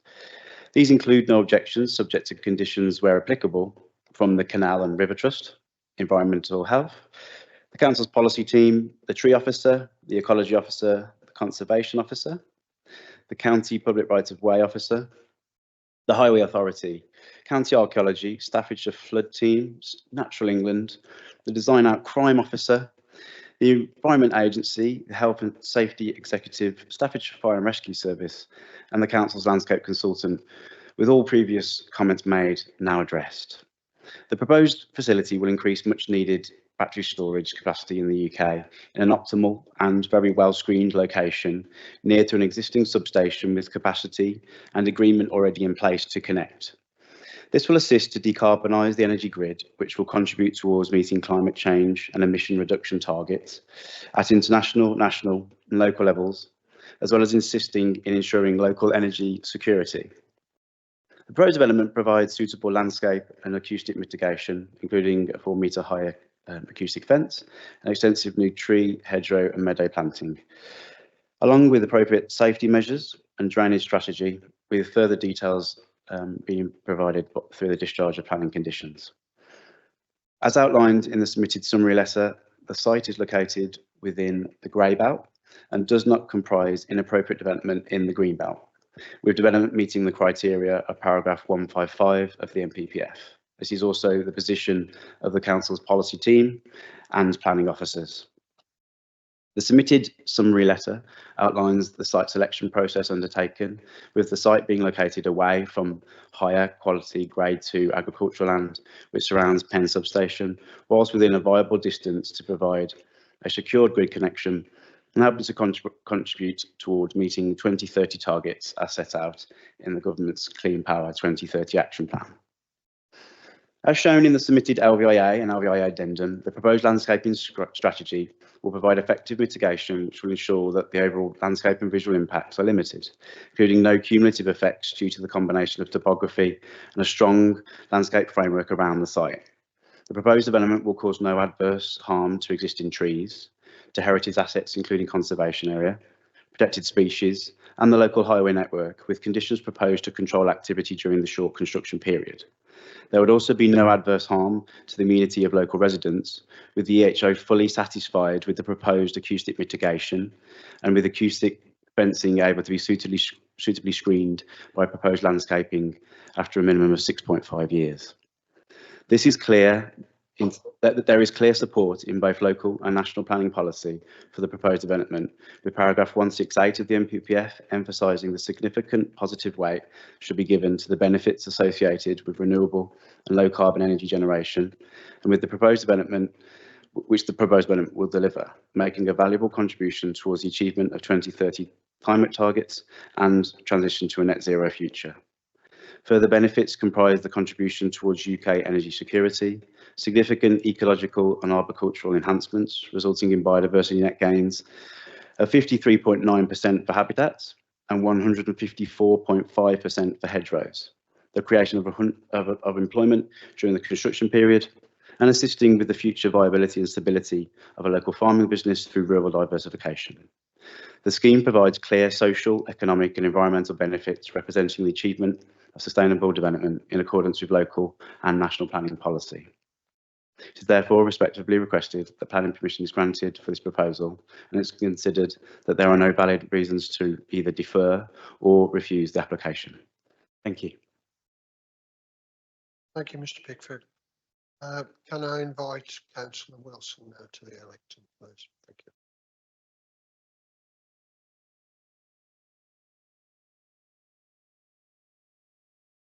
Thank you. Good evening, members. Good evening, residents. Lower Penn is a tiny hamlet situated between Wombourne and Wolverhampton. It's so small, it doesn't even possess a corner shop. There are just shy of 400 properties in this rural village and around 900 residents. It's a very small parish with only a few narrow roads and lots of fields. It's not an industrial town such as nearby Wolverhampton. It's almost in exactly the same area as the previous application that you've just heard. As of this moment, there have been no fewer than 7 applications for BESS within Lower Penn. No other village in the whole of South Staffordshire has been the target of so many BESS applications. I understand very well that each planning application must be judged on its own merits. However, I believe that to do this in this case will mean BESS sites will spring up all over Lower Penn, remaining here for the next 40 to 50 years, and the residents of this rural village will have no choice but to accept them unless we, the representatives of our area, take a stand and speak up for them. I know that this planning committee has already received the parish council's letter of objection for referral. There must be very special circumstances demonstrated to approve a planning application in the Green Belt. Make no mistake, this is Green Belt. Grey Belt is still ambiguous and, to my mind, has yet to be defined sufficiently clearly. We already know and accept that this application would be an appropriate development in the Green Belt, contrary to local planning policy GB1. The Planning Inspectorate has set the precedent that a BESS is in violation of Greenbelt policy. It's written in stone in one of her recent reports dated 16th of August 2022. For this application, there is a degree of harm arising from the loss of openness and from being contrary to one of the purposes of including land in the Greenbelt. In her own words, the proposal would be inappropriate development in the Greenbelt, which by definition is harmful and would further moderate harm arising from the loss of openness. But the plan was, however, approved under special circumstances. So at what point do we say that these special circumstances no longer exist? Is it after the second BESS is approved, or the 5th, or perhaps the 10th? At what point do we say there's no longer a demonstrable special circumstance? 5 BESS applications have already been approved. When does the special circumstance cease to exist? When does it stop being special? There's a cumulative impact argument to be had here as well. The suggestion that the definition of cumulative impact is that one would have to be able to see BESS after BESS from one standpoint is appropriate here. Standing at the top of the roughs, it would be possible to see several sites in one go. Talking of conservation areas as we have this evening, I would ask for clarification for Lower Penn. This is also a conservation area. There's been little or no mention of this in the application determination. People also walk these rural lanes and use the same canal as mentioned in the previous application. An issue has also arisen with the location of the site. We know that sites should be located on flat, dry land. In the last 3 weeks or so, a veritable lake has been formed in the field of the proposed site. And finally, I feel that the date of this planning committee decision has been thrust on us, who had been informed that a decision wouldn't be made until the end of this month. I suggest at the very least we defer a decision so that further information can be gathered.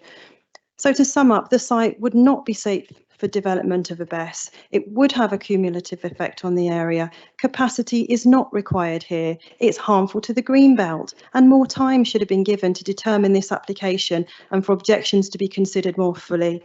I urge the members of this planning committee to consider these very relevant factors most seriously.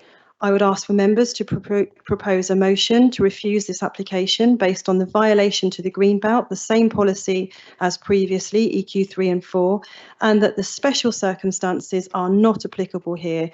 Please give back to Lower Pen residents their safety, their tranquility, and their beautiful rural village to enjoy once more. And as I have 25 seconds left, I'd just like to say that I know that officers are going to rebut some of my statements this evening, and I won't be able to reply to these. I won't be able to speak further, but I'd reiterate my plea to yourselves, the membership, the elected representatives, including Councillor Kelly, who did a superb job earlier, and really consider and question this application so that we can do the right thing by the people here from Lower Pen. Thank you.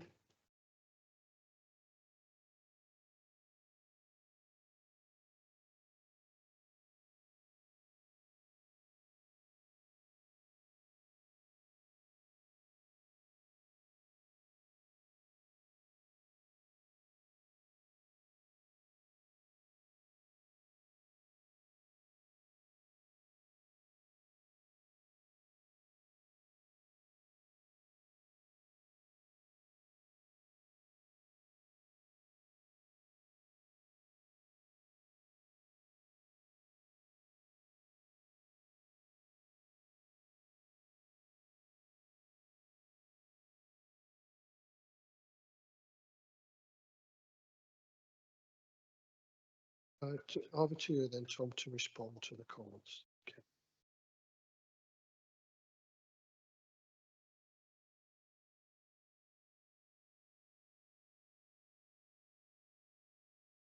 Thank you. Just to clarify on a couple of points, as stated in the opening, site is in the grey belt, so under paragraph 155 of the MPPF, it's classed as grey belt.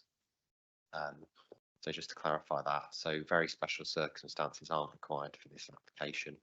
The other point of clarification was just over consultation period. Obviously, the application has actually been in the system since January. Neighbours consultees were consulted in January. Additional information was submitted during the course of the application, and communication with the parish council on their responses. Parish council, our comments were initially received on the 24th of February, but did request more time to respond to the additional information. An extension for consultation period for them was given to the end of May. I think the confusion arises was where the case officer clarified that the extension of the expiry date of the application to be determined was to be the end of June to cover the planning committee in June. So just to clarify that, an additional response from the parish council was received in early May following that additional information. So it's just those 2 points. Thank you. Members, it's over to you. Questions? Anybody want to start? Councillor Kelly. Thank you, Chair. Sorry about this, members and public. I'm going to ask the officer to clarify section 155 of the MPPF, because I've got it in front of me and it states development of homes is the key thing first. Commercial and other developments in the green belt also should also not be regarded as inappropriate where the following apply. The development would utilise grey belt. And I'll ask that point again. Is it grey belt or green belt? First point. Right. And when was it taken out the green belt, if it was? Is it one point I will ask first, please?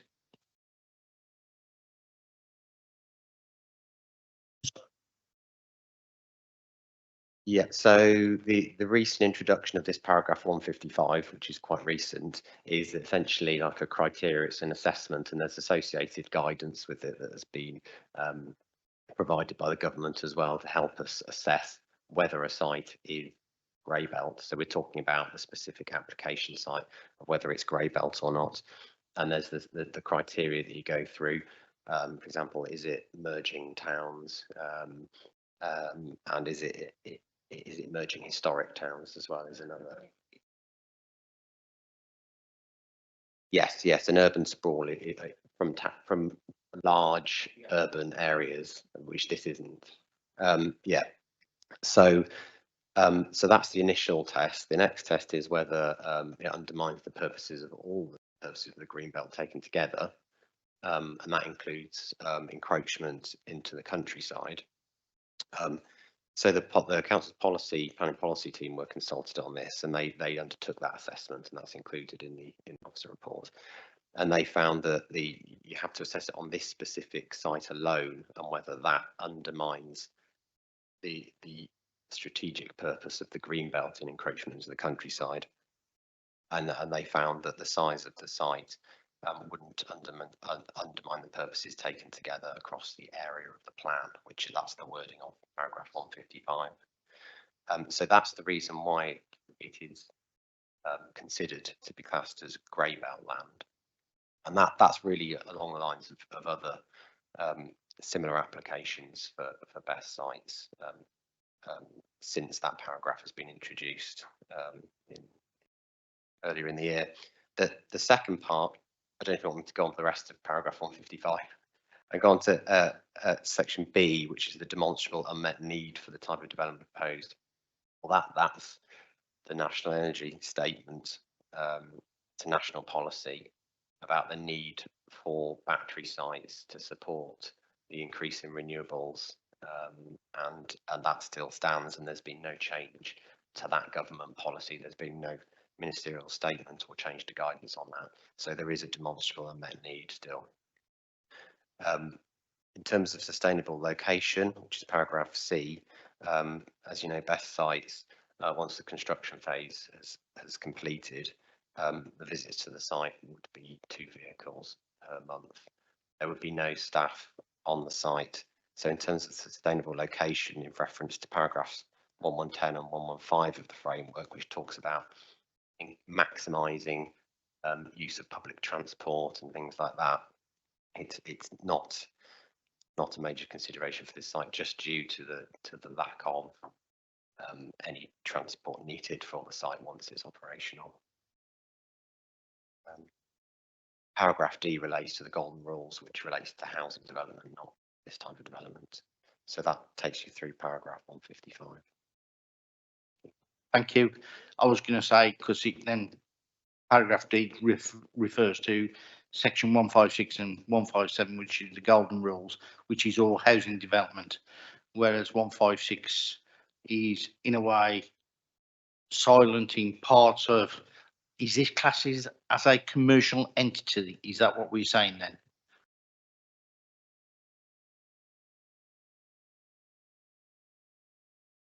So it says the development of homes, commercial and other development in the green belt.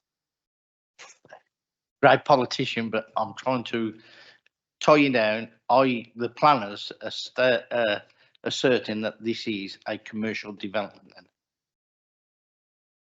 I think we would class it as other development, but I think it would be other.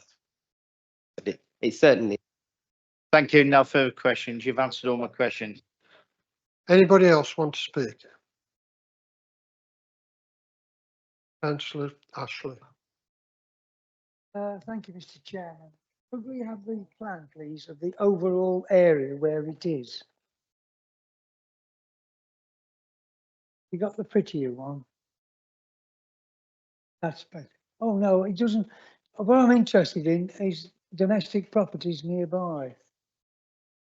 Doesn't show them very well, but I assume those buildings on the right are part of. No, I want the overall plan, not the site, the overall plan. Oh, my battery's dead, and I'm not surprised after 3.5. Yeah, I'd see that on the bottom of our sites. There's a nursery apparently, Mr. Chairman, located close to the site. and Lower Penn. But I'm bearing in mind, Mr. Chairman, that this is a significant development at 100 gigawatts. Now, the only plea that we've really had, okay, there's been an objection from the member, but I think this could be a good site for us to go and have a look at physically, particularly with regards to the nearby buildings, because let's face it, we ought to be concerned about local residents. And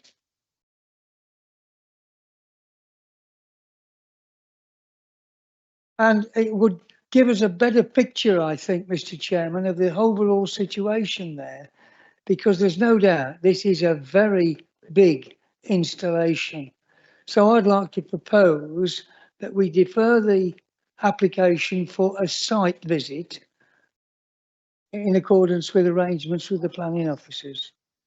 Can I say, it should have been called in by the local member, this site, and I do concur with you. I think we had ought to look at it. The area you're looking at is Twin Oaks Farm. That's the area that's close to. There is another element as well that I'm concerned with. Because we've passed the earlier application, that now has been approved. We can't look at any of the applications that haven't come forward yet as regards cumulative effect.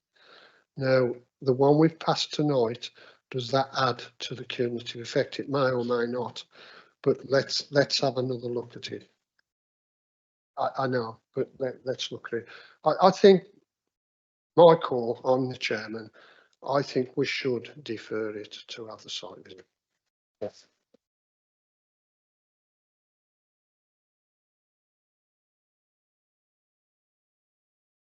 So can I put that motion to the members?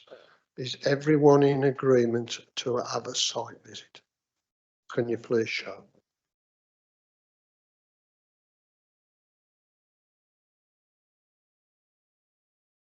Okay. Yes. No, the normal slot. Yeah. This site visit will be before the next planning committee, which is on the Monday before we have a planning committee on the Tuesday. Is everybody happy with that?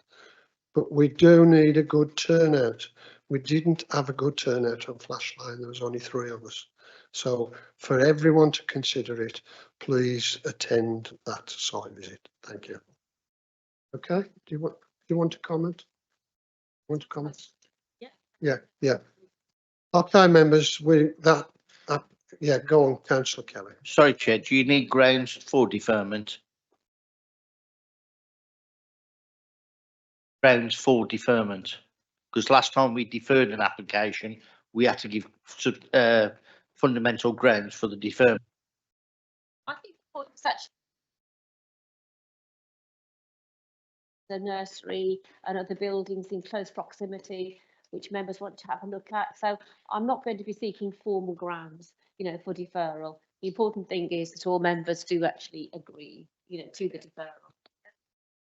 Okay, so that decision is made for deferral. There isn't anything else on the agenda. Is there anything, Helen, that you want to continue with? Because it's been a long evening. No, okay. I'm therefore closing the meeting, members. Thanks for a very long session. Thank you.